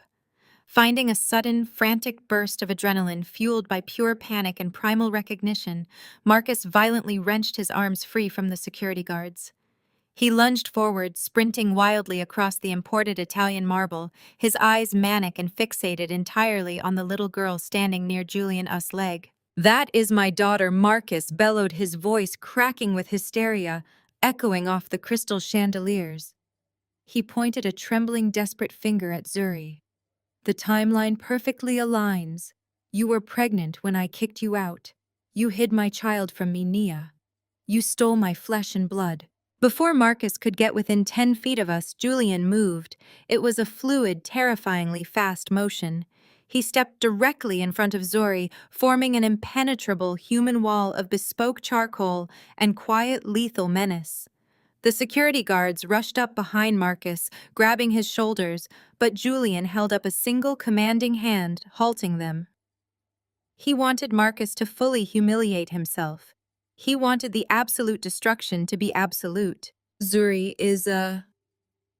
DeLuca, Julian stated, his voice a low glacial rumble that carried absolute authority. "I am her father. I have signed the adoption papers provided for her since the day she was born, and built an empire for her to inherit. You are nothing but a bankrupt stranger making a scene in our lobby." Marcus struggled weakly against the guards, tears of genuine pathetic desperation streaming down his face. "I have rights," he screamed, his voice breaking. "I am her biological father. She is my legacy. You can take my company, Nia. You can freeze my accounts and take my house, but you cannot erase my bloodline. I will take you to court. I will demand paternity tests. She belongs to me." I stepped around Julian, looking down at the broken, sweating man I had once thought I loved. I felt no pity. I felt absolutely nothing but cold, clinical disgust. "You have no legacy, Marcus," I said, my voice perfectly level. "You abandoned us for a cheap, hollow illusion. You threw away your rights the moment you changed the locks and left me on the street. Do not dare speak of bloodlines when you sold your soul for a woman who could not even afford her own fake diamonds." At the mention of her name, the tension in the room snapped in a completely different direction. Chloe had been standing near the service doors, watching her husband beg, weep, and fight for a child he had with his ex-wife. Her face had drained of all color. For a woman whose entire identity was built on being the supreme prize, watching Marcus prioritize my child and my legacy over her existence was the ultimate psychological trigger. Chloe completely lost her mind. "Your legacy! Your bloodline!" Chloe shrieked, her voice reaching a pitch so high and grating that several guests visibly winced. She stormed across the lobby, pushing past my stunned mother and practically throwing herself at Marcus. Her carefully crafted high society persona dissolved into pure, unhinged trashiness. She grabbed Marcus by the lapels of his suit and shook him violently. "You want to know about your precious legacy, Marcus?" Chloe screamed, her face contorted with rage and hysterical tears. "You want to know why your company accounts were bleeding capital long before Nia bought your debt? You want to know where the operational funds actually went?" Marcus stopped struggling against the guards. He stared at his new wife, his eyes wide with a new, distinct type of horror. "What are you talking about, Chloe? What did you do?" "I cannot have kids," Chloe wailed. the confession tearing out of her like a physical wound. She beat her fists against his chest, completely ignoring the crowd of hundreds of elite guests watching her breakdown. I am completely barren, Marcus. I have been infertile for years. But you kept talking about wanting a son, wanting an heir to take over your stupid company. I knew if I could not give you a child, you would eventually look back at her. Chloe pointed a shaking, manicured finger at me. I could not let that happen. So I took the money. I forged your signature on the corporate authorizations. I paid off your chief financial officer to look the other way, and I transferred millions out of your tech startup into a private offshore account. The absolute silence in the lobby returned thicker and heavier than before. Marcus looked as though he had been physically shot in the chest. His jaw went slack. Millions, Marcus whispered, his voice completely devoid of life. I spent it on 5 consecutive elite, VIP, in vitro fertilization cycles at the most exclusive private clinic in Switzerland. Chloe sobbed, dropping to her knees on the marble floor, her cheap jewelry clattering against the stone. I tried everything. Donor eggs, experimental treatments, everything. And every single round failed. The doctors told me my body rejects it. I spent your entire corporate reserve trying to buy you a baby, and it was all for nothing. Marcus was paralyzed. The horrific, inescapable truth washed over him in real time. The woman he had left me for the woman he had bankrupted himself to please had not only failed to give him the family he just demanded, but she had actively, maliciously stolen his fortune to cover up her own inadequacies. Chloe was the direct cause of his financial default. She was the reason the accounts were empty. She was the reason I had been able to swoop in and buy his defaulted loans for pennies on the dollar. He had thrown away a brilliant wife, a beautiful daughter, and a life of genuine respect, all for a lying, thieving fraud who had hollowed him out from the inside. Marcus looked from the sobbing, pathetic woman on the floor to me. He looked at my custom silk gown, the blinding, authentic diamonds resting against my skin, the towering, incredibly powerful billionaire standing protectively by my side, and the beautiful, happy daughter watching him with absolute indifference. He opened his mouth, but no sound came out. His spirit simply broke. The final light of arrogance extinguished in his eyes, leaving behind a dark, empty void of total despair. You traded gold for glass, Marcus, I said softly, delivering the final crushing truth. And now you have absolutely nothing left to show for it. Enjoy your legacy. I nodded to Mr. Sterling. The resort manager signaled his men. The security guards did not gentle their grip this time. They hauled Marcus up by his armpits and dragged him away, while 2 other guards pulled a hysterically screaming Chloe off the floor. Her wails echoed down the service hallway, fading into nothingness as the heavy doors slammed shut behind them. I turned back to Julian and Zuri. Julian smiled, a warm, genuine expression reserved only for us.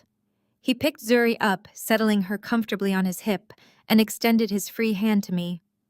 I took it, stepping fully into the elevator. The heavy brass doors smoothly slid shut, sealing out the remnants of my past, and lifting us effortlessly toward our penthouse and our future. The brass doors of the elevator had barely closed, sealing us in a pocket of quiet luxury, when Julian Hu's phone vibrated sharply against his tailored jacket. He pulled the device from his pocket, his jaw tightening instantly as he read the urgent message from Mr. Sterling.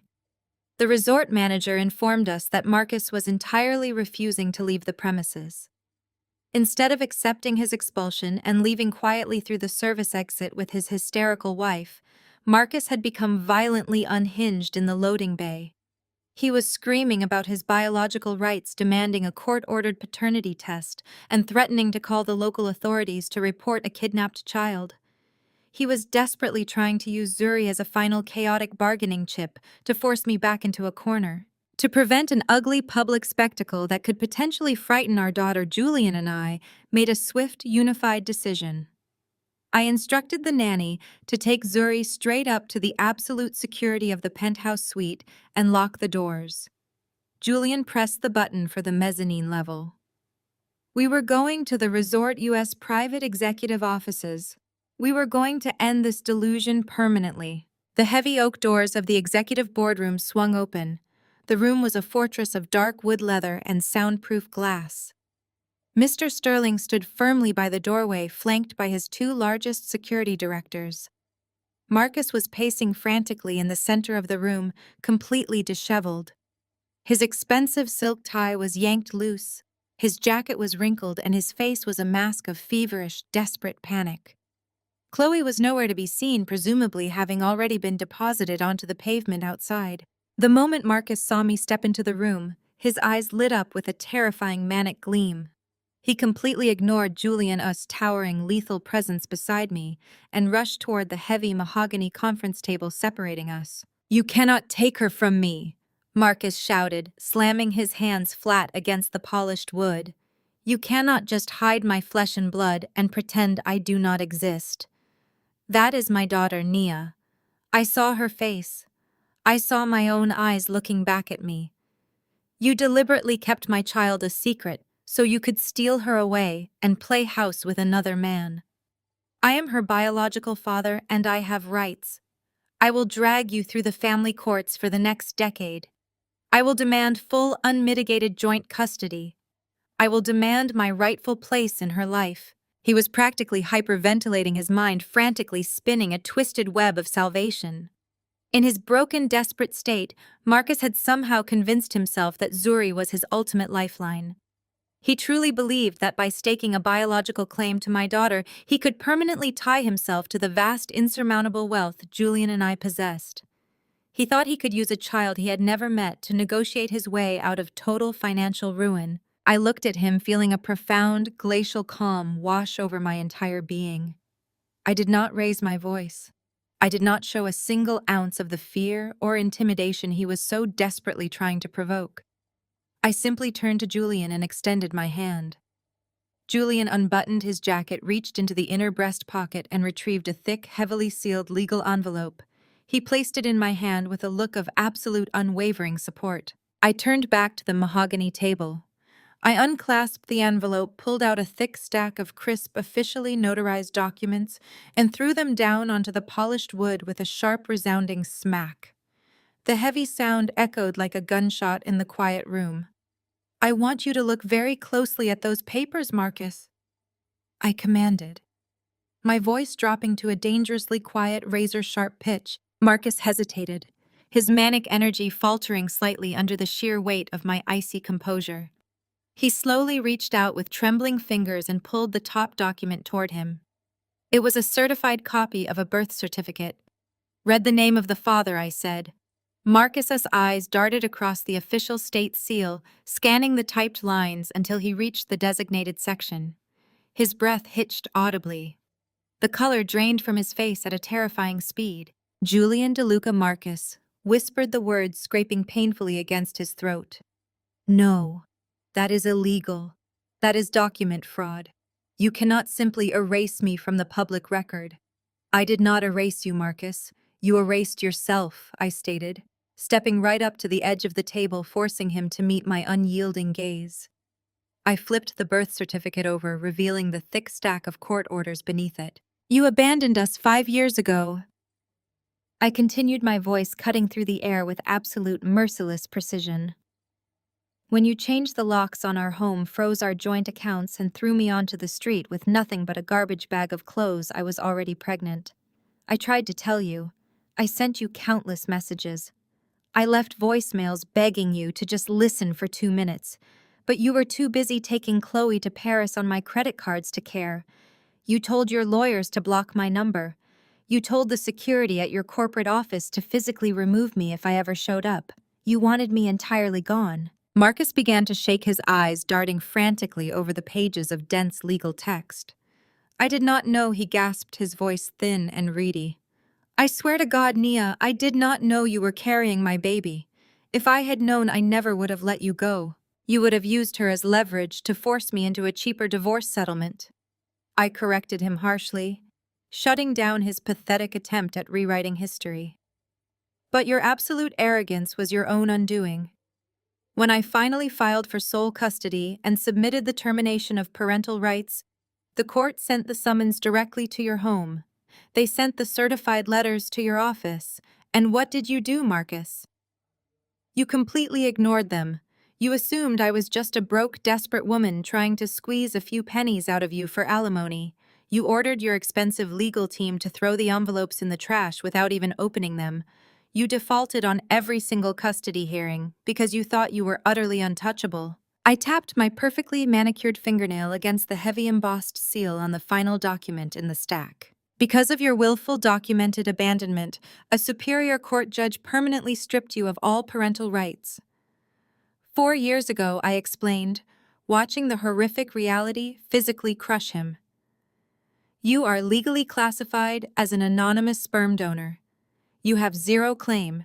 You have zero rights.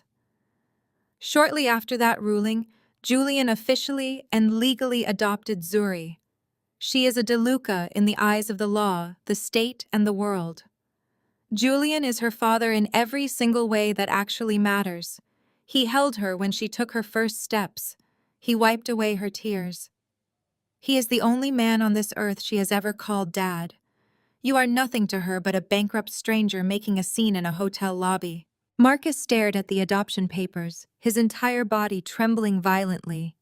The sheer colossal magnitude of his failure was finally breaking through his thick skull. He slowly looked up from the documents, his eyes bloodshot and wide with a suffocating, inescapable terror.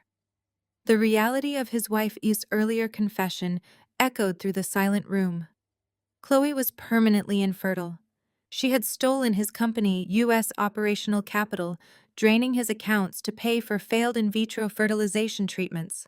She could never give him the child he had suddenly desperately decided he needed. His company was entirely insolvent, his bank accounts were frozen, his luxury home was currently being seized by my private equity firm. He had absolutely nothing left to his name. No money, no status, no future. And now, staring at the legal documents on the mahogany table, he realized the most devastating truth of all. The only true, authentic legacy he had ever managed to create in his miserable, selfish life was a beautiful, brilliant daughter. A daughter who was now the sole, undisputed heir to the multi-billion-dollar DeLuca global empire. A daughter who would grow up surrounded by unimaginable wealth, power, and love, and who would never even know his name. He had voluntarily, arrogantly thrown away the greatest treasure of his life, trading it all for a fake lifestyle with a fake woman who wore fake diamonds. Fake. The absolute crushing weight of his monumental stupidity finally broke him. Marcus let out a hollow, agonizing sound, a wretched noise that scraped up from the very bottom of his chest. His knees buckled entirely. He collapsed onto the floor of the executive office, his hands clutching the edge of the mahogany table as he sobbed uncontrollably. He wept for his lost company, his lost wealth, and the daughter he had thrown away like garbage. I looked down at the weeping, broken shell of the man who had once tried to destroy my life. I felt absolutely no sympathy.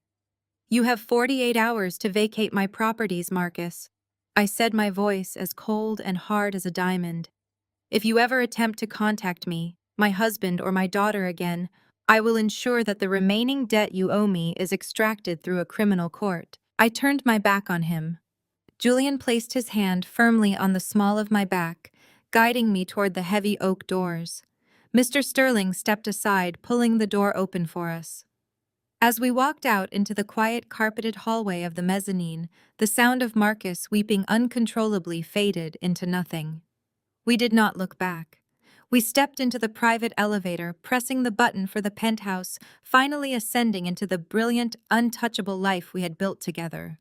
The peaceful silence of our ascending elevator lasted exactly 15 seconds before the secure intercom panel chimed.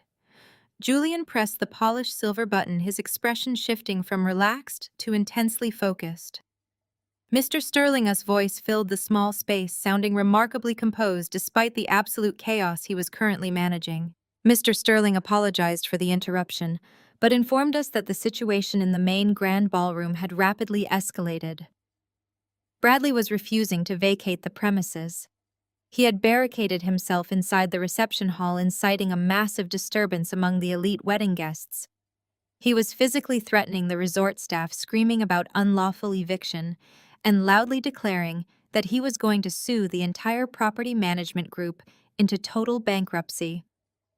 Maya was right beside him, throwing a hysterical tantrum in her custom designer wedding gown, demanding that security drag me back downstairs to face them. Julian looked at me, his eyes entirely serious. He offered to send his personal security detail to clear the ballroom by force, ensuring I would not have to deal with my family ever again. I shook my head. The final thread binding me to that toxic bloodline needed to be severed publicly and permanently. I reached out, pressed the button for the main lobby, and felt the elevator smoothly reverse its direction. When the brass doors opened, the distant echoing sound of shouting led us directly toward the grand ballroom. The scene inside was a masterclass in ruined privilege. The room was draped in cascading white orchids and imported silk, completely packed with the ultra-wealthy elite crowd Bradley had spent his entire life desperately trying to impress. These were powerful executives, old money heirs, and influential socialites. But instead of dancing and drinking vintage champagne, they were standing in tight, shocked circles, whispering furiously. In the center of the dance floor, Bradley was completely losing his mind. His face was a violent shade of crimson. He was aggressively jabbing his finger into the chest of the resort U.S. assistant manager, spit flying from his lips as he screamed. "You have absolutely no right to disrupt my wedding," Bradley roared, his voice echoing off the vaulted ceiling. "I am a senior wealth manager at a Tier 1 financial firm. I manage portfolios for half the people in this room. I know judges. I play golf with state senators. I will personally see to it that this entire resort is shut down. I will sue you for millions. I will destroy your career. Bring my sister back down here right now. She is a psychotic, jealous woman who is trying to ruin my life because she could never achieve a fraction of my success." Maya stood right behind him, her heavily beaded gown dragging on the floor. Her makeup was streaked with angry tears. She was frantically gesturing to the horrified guests, loudly playing the ultimate victim, crying about how her special day had been sabotaged by a bitter, vindictive sister-in-law. I stepped through the towering double doors of the ballroom. Julian walked a half-pace behind me, a silent, imposing shadow of absolute power. The crowd of elite guests instantly noticed our arrival. The whispers died down immediately. The sea of tailored suits and designer gowns parted for us, creating a wide, clear path leading straight to the center of the dance floor. Bradley stopped screaming at the manager. He turned his chest, heaving, his eyes burning with toxic, unadulterated hatred as I approached. "There she is!" Bradley spat, taking a threatening step forward before Julian's dark, warning glare froze him in place. "Have you lost your mind, Nia? You bring your new husband here to throw your weight around and humiliate Marcus, and now you think you can disrupt my wedding reception? You are nothing. You are a bitter, lonely woman playing dress-up with someone else's money. I will tie you up in civil court for the next 20 years. I will take every dime you think you have." I stopped a few feet away from him. I looked at the extravagant floral arrangements, the towering crystal champagne tower, and the terrified faces of the wealthy investors Bradley so desperately worshipped. "You are not going to sue anyone, Bradley," I said, my voice projecting clearly across the silent ballroom. "And you certainly do not have the resources to take me to court. In fact, you do not have resources at all." Bradley scoffed, a loud, arrogant sound meant to reassure the wealthy clients watching him. "You are delusional. I manage a 9-figure trust fund portfolio. I am the vice president of acquisitions. I am untouchable." I smiled. It was a cold, razor-sharp expression. When my private equity firm audited Marcus' U.S. failing tech startup to purchase his debt, I noticed a very interesting financial anomaly, I explained, pacing slowly in front of him. Marcus was bleeding capital, but someone was injecting small, untraceable bridge loans into his accounts to keep the creditors away, just long enough for him to maintain his fake lifestyle. I traced those wire transfers. I followed the digital paper trail right back to its source.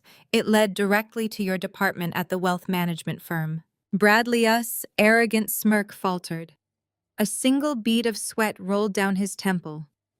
The wealthy executives standing in the crowd suddenly stood very still, their expressions morphing from curious shock to deep personal concern.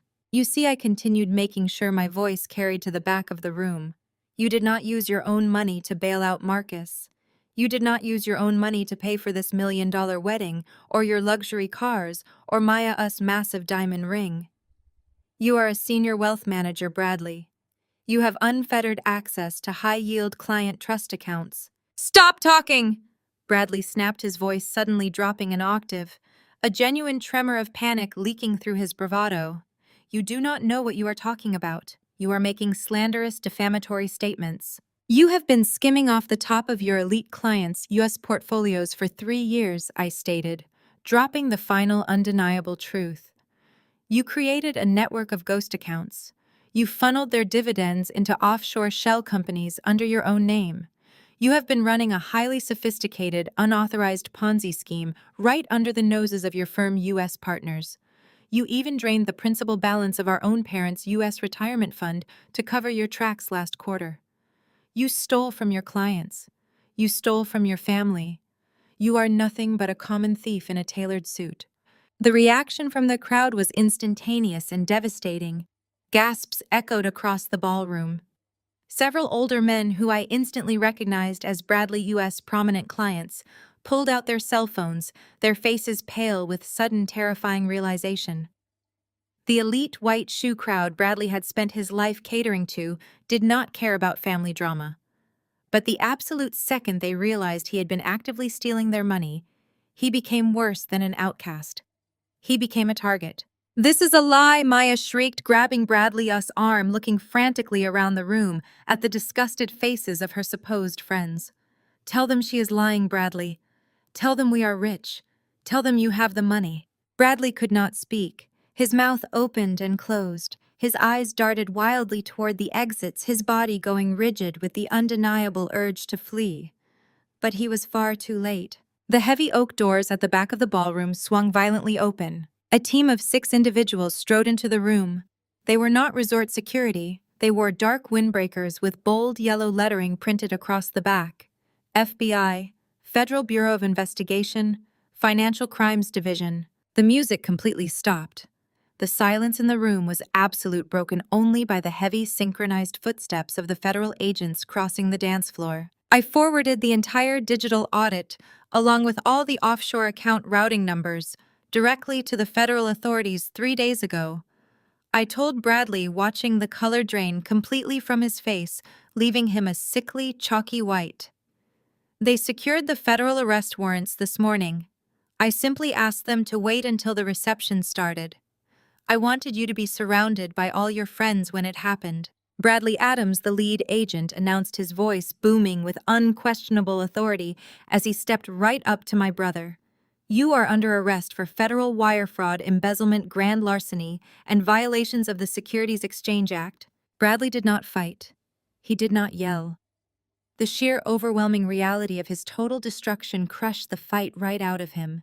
He slowly raised his trembling hands. The sharp metallic click of steel handcuffs echoed loudly in the quiet room. Maya let out a blood-curdling scream. She backed away from Bradley as if he were suddenly radioactive. Her dream of marrying into elite society, her desperate grasping for status and unearned wealth evaporated right in front of her eyes. She looked at the handcuffs, then looked at the cold, judgmental faces of the society guests who were actively stepping away from them. "No?" Maya wailed, dropping to the floor, the heavy silk of her wedding dress pooling uselessly around her. "I did not know anything about this. I am innocent. He lied to me. I do not have any money." The federal agents ignored her. They turned Bradley around and began marching him toward the exit. As he was led past me, his shoulders slumped in absolute defeat, he finally looked up. His eyes met mine. There was no arrogance left. There was no superiority. There was only the shattered realization that the sister he had mocked, belittled, and treated like a pathetic outcast had meticulously, flawlessly orchestrated his total annihilation. The heavy doors closed behind the federal agents. The grand ballroom erupted into frantic, panicked chaos as wealthy clients rushed to call their attorneys and financial advisors. Maya remained on the floor, weeping hysterically, utterly alone, and completely ignored by the elite crowd she had sold her soul to join. Julian wrapped his arm around my waist, pulling me close. He looked down at me, a dark, brilliant smile of absolute approval on his handsome face. "Are we finished here?" he asked softly, the warmth in his voice, a stark contrast to the destruction surrounding us. I looked at the weeping bride on the floor and the panicked crowd of former elites. I felt a deep, profound sense of peace settle over my soul. The ghosts of my past were gone, permanently locked away in prison cells and bankruptcies. "Yes," I replied, turning my back on the ruins of my family. "We are entirely finished. Let us go home." We had barely taken 3 steps toward the grand exit when a shrill, agonizing wail shattered the stunned murmurs of the ballroom. Beatrice threw herself directly into our path. My mother, a woman who had spent her entire adult life meticulously cultivating an image of flawless aristocratic grace, looked completely unhinged. Her expensive salon-styled updo was falling apart. Her perfectly applied makeup was ruined by thick, dark streaks of mascara running down her cheeks. She pointed a trembling, accusatory finger directly at my face, her eyes wide with frantic, irrational rage. "You are a devil!" Beatrice screamed, her voice tearing at her vocal cords. "You are a monster, Nia. You planned this from the very beginning. You came here today specifically to destroy your own brother. You ruined his beautiful wedding. You ruined his entire life. You have destroyed this family out of pure petty jealousy because you could never measure up to him." I stopped walking. I did not step back. I did not flinch. I did not raise my voice. I simply reached up and calmly adjusted the collar of my silk gown, smoothing the delicate fabric with absolute unbothered precision. "I did not force Bradley to steal millions of dollars," I replied, my voice carrying clearly over her frantic hysterics. "I did not force him to embezzle from his wealthiest clients. And I certainly did not force him to drain your personal retirement accounts to fund his fake, extravagant lifestyle. I simply handed the undeniable evidence over to the federal authorities. The only monster here is the son you raised to believe he was completely above the law and beyond consequence." Beatrice gasped, clutching her chest, as if she had been physically struck by the words. She looked wildly around the room, desperately seeking a single, sympathetic face among the crowd of elite wedding guests. But there was no sympathy left. The ultra-wealthy socialites and powerful executives were no longer whispering. They had all pulled out their smartphones. The bright flashes of cameras illuminated the ballroom like a red carpet event. They were actively recording my mother's humiliating breakdown, capturing every single pathetic detail of her spectacular fall from grace. "Please," Beatrice begged, turning to the wealthy crowd, her hands clasped together in desperate supplication. "Do not listen to her. My son is a good man. This is all a massive misunderstanding. We are a good, respectable family. We belong with you." No one lowered their phones. The sheer hypocrisy of a woman who had spent decades looking down on others now begging for scraps of social validation from people who were actively live streaming. Her absolute ruin was a fitting end to her reign of arrogance. Julian placed a warm, protective hand on my lower back and guided me past my weeping mother.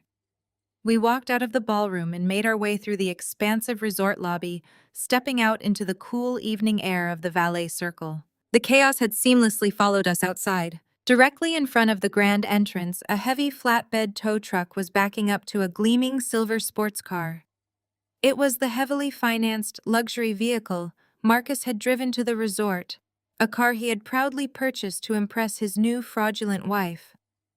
2 uniformed police officers stood by closely overseeing the repossession. Marcus was standing on the curb, completely disheveled, frantically arguing with the tow truck driver and the officers. "You cannot take my car," Marcus yelled, waving his arms wildly, his voice cracking with panic. "I need to get home right now. My wife and I need to leave this resort. You are making a mistake." One of the police officers handed Marcus a heavy clipboard. "The vehicle is registered to your corporate business account," the officer stated loudly, ensuring everyone in the busy valet circle heard the exchange. "That account is currently in default, and all associated physical assets have been officially seized by your primary creditor. Hand over the keys, sir, or you will be immediately arrested for obstruction of justice." Marcus stared blankly at the clipboard. His shoulders completely collapsed, the last fight draining out of his body. He reached into his pocket with trembling fingers and handed the keys to the officer. He stood helplessly on the curb as the tow truck hauled away the final glaring symbol of his fake success. Chloe, who had managed to find him outside, began to wail all over again, stomping her feet on the pavement in a furious, childish tantrum as she watched the car disappear down the long resort driveway. But the destruction of my toxic family was not yet complete. As we waited for Julian, US driver, to pull our car around, my father stumbled heavily out of the resort lobby. He looked incredibly pale and physically ill, sweating profusely and clutching a thick manila envelope in his shaking hands. Beatrice hurried out right behind him, demanding to know what else could possibly be wrong. "We have lost the house," my father choked out, his voice entirely devoid of hope. He held up the heavy envelope, his hands trembling so badly the paper rattled. "A process server just handed this to me at the front desk. Bradley used our family mansion as collateral to secure a massive unauthorized bridge loan for his illegal Ponzi scheme. The bank has officially called in the debt. They have locked down the property. The locks are being changed by the bank authorities as we speak. We are completely homeless, Beatrice. We have absolutely nothing left." Beatrice let out a horrific, guttural sound that barely registered as human. She collapsed backward against one of the grand stone pillars of the resort entrance, sliding down until she was sitting flat on the cold concrete. The woman who had endlessly mocked my ambitions, who had repeatedly called me a failure, and who had actively participated in my darkest moments of humiliation, was now sitting on the ground, permanently stripped of her wealth, her home, and her pride. The wedding guests continued to pour out of the lobby doors. They stopped in the valet circle, their smartphones still raised high, capturing the complete and total annihilation of the Addams family. Marcus and Chloe were arguing viciously on the curb, loudly blaming each other for their mutual bankruptcy and lack of transportation. Bradley was in federal custody, facing decades in a federal penitentiary. My parents were homeless, their entire fortune and social standing vanished into the dark void of their golden child, US bottomless greed. Julian's armored luxury sedan pulled silently up to the curb. The driver immediately stepped out and opened the heavy rear door for us. I paused for one final second, taking in the full, unadulterated reality of the scene before me. This was not just a simple act of revenge. This was absolute, undeniable, and permanent justice. I had not destroyed them. They had destroyed themselves through their own arrogance and entitlement, and I had simply provided the mirror for the world to see their true reflection. I stepped into the warm, secure interior of the car. Julian slid in right beside me, the heavy door closing with a solid, satisfying thud that blocked out the rest of the world. The dark tinted windows completely separated us from the frantic noise, the flashing cameras, and the pathetic ruins of the people who had once tried to break my spirit. The car pulled smoothly away from the curb, leaving them all behind in the dust where they belonged. I leaned my head against Juliana's shoulder, feeling the gentle hum of the engine beneath us. I did not feel any lingering anger. I did not feel any sorrow or regret for the bloodline I was leaving behind. I felt lighter than I had ever felt in my entire life. I was finally truly free. The city lights blurred into long golden streaks against the tinted windows of the armored sedan. Outside, the night air was biting and chaotic, a fitting reflection of the shattered lives we were leaving behind on the pavement. Inside the cabin, however, the atmosphere was a sanctuary of profound, untouchable peace. Zuri, exhausted by the sheer spectacle of the evening and the late hour, was fast asleep in her custom leather car seat. Her small, rhythmic breaths were the only sound competing with the quiet, powerful hum of the engine. Julian shifted his weight slightly, pulling me closer against his side. He reached down, his large, warm hand enveloping mine, his thumb tracing the smooth platinum band of my wedding ring. He did not ask if I was okay. He did not offer hollow platitudes or ask if I felt a lingering sense of guilt. He knew me too well for that. He simply anchored me in the present, a silent, unyielding testament to the absolute security we had built together. For 30 years, my entire existence had been defined by the deafening, suffocating noise of my biological family. It was the noise of my mother, us endless, impossible demands. The noise of my brother, us suffocating arrogance and fraudulent superiority. the noise of a husband who had looked at me and seen a disposable placeholder. Now all of that noise was permanently extinguished. I watched the sprawling manicured grounds of the luxury resort fade into the dark distance. That palatial estate built for the elite had served as the ultimate stage for their fake prestige, and it had flawlessly transformed into the public graveyard of their ambitions. I closed my eyes, letting the vibration of the road lull me into a state of total absolute serenity. The memory of that spectacular orchestrated ruin slowly fades, melting seamlessly into the soft ambient glow of the present day. The cool leather of the luxury car seat dissolves into the plush custom velvet of our penthouse sofa. I take a deep, grounding breath, pulling myself completely back to the current moment. The towering floor-to-ceiling windows of our Manhattan living room offer a sweeping panoramic view of a city that bends entirely to our will. The iconic skyline glitters like scattered diamonds against the dark midnight sky, a testament to power structure and survival. I swirl the deep red liquid in my crystal glass, watching the vintage Bordeaux leave heavy viscous legs against the delicate rim. I raise the glass to my lips and take one final lingering sip. The taste is incredibly rich, grounded, and perfectly balanced. It is the exact flavor of total victory.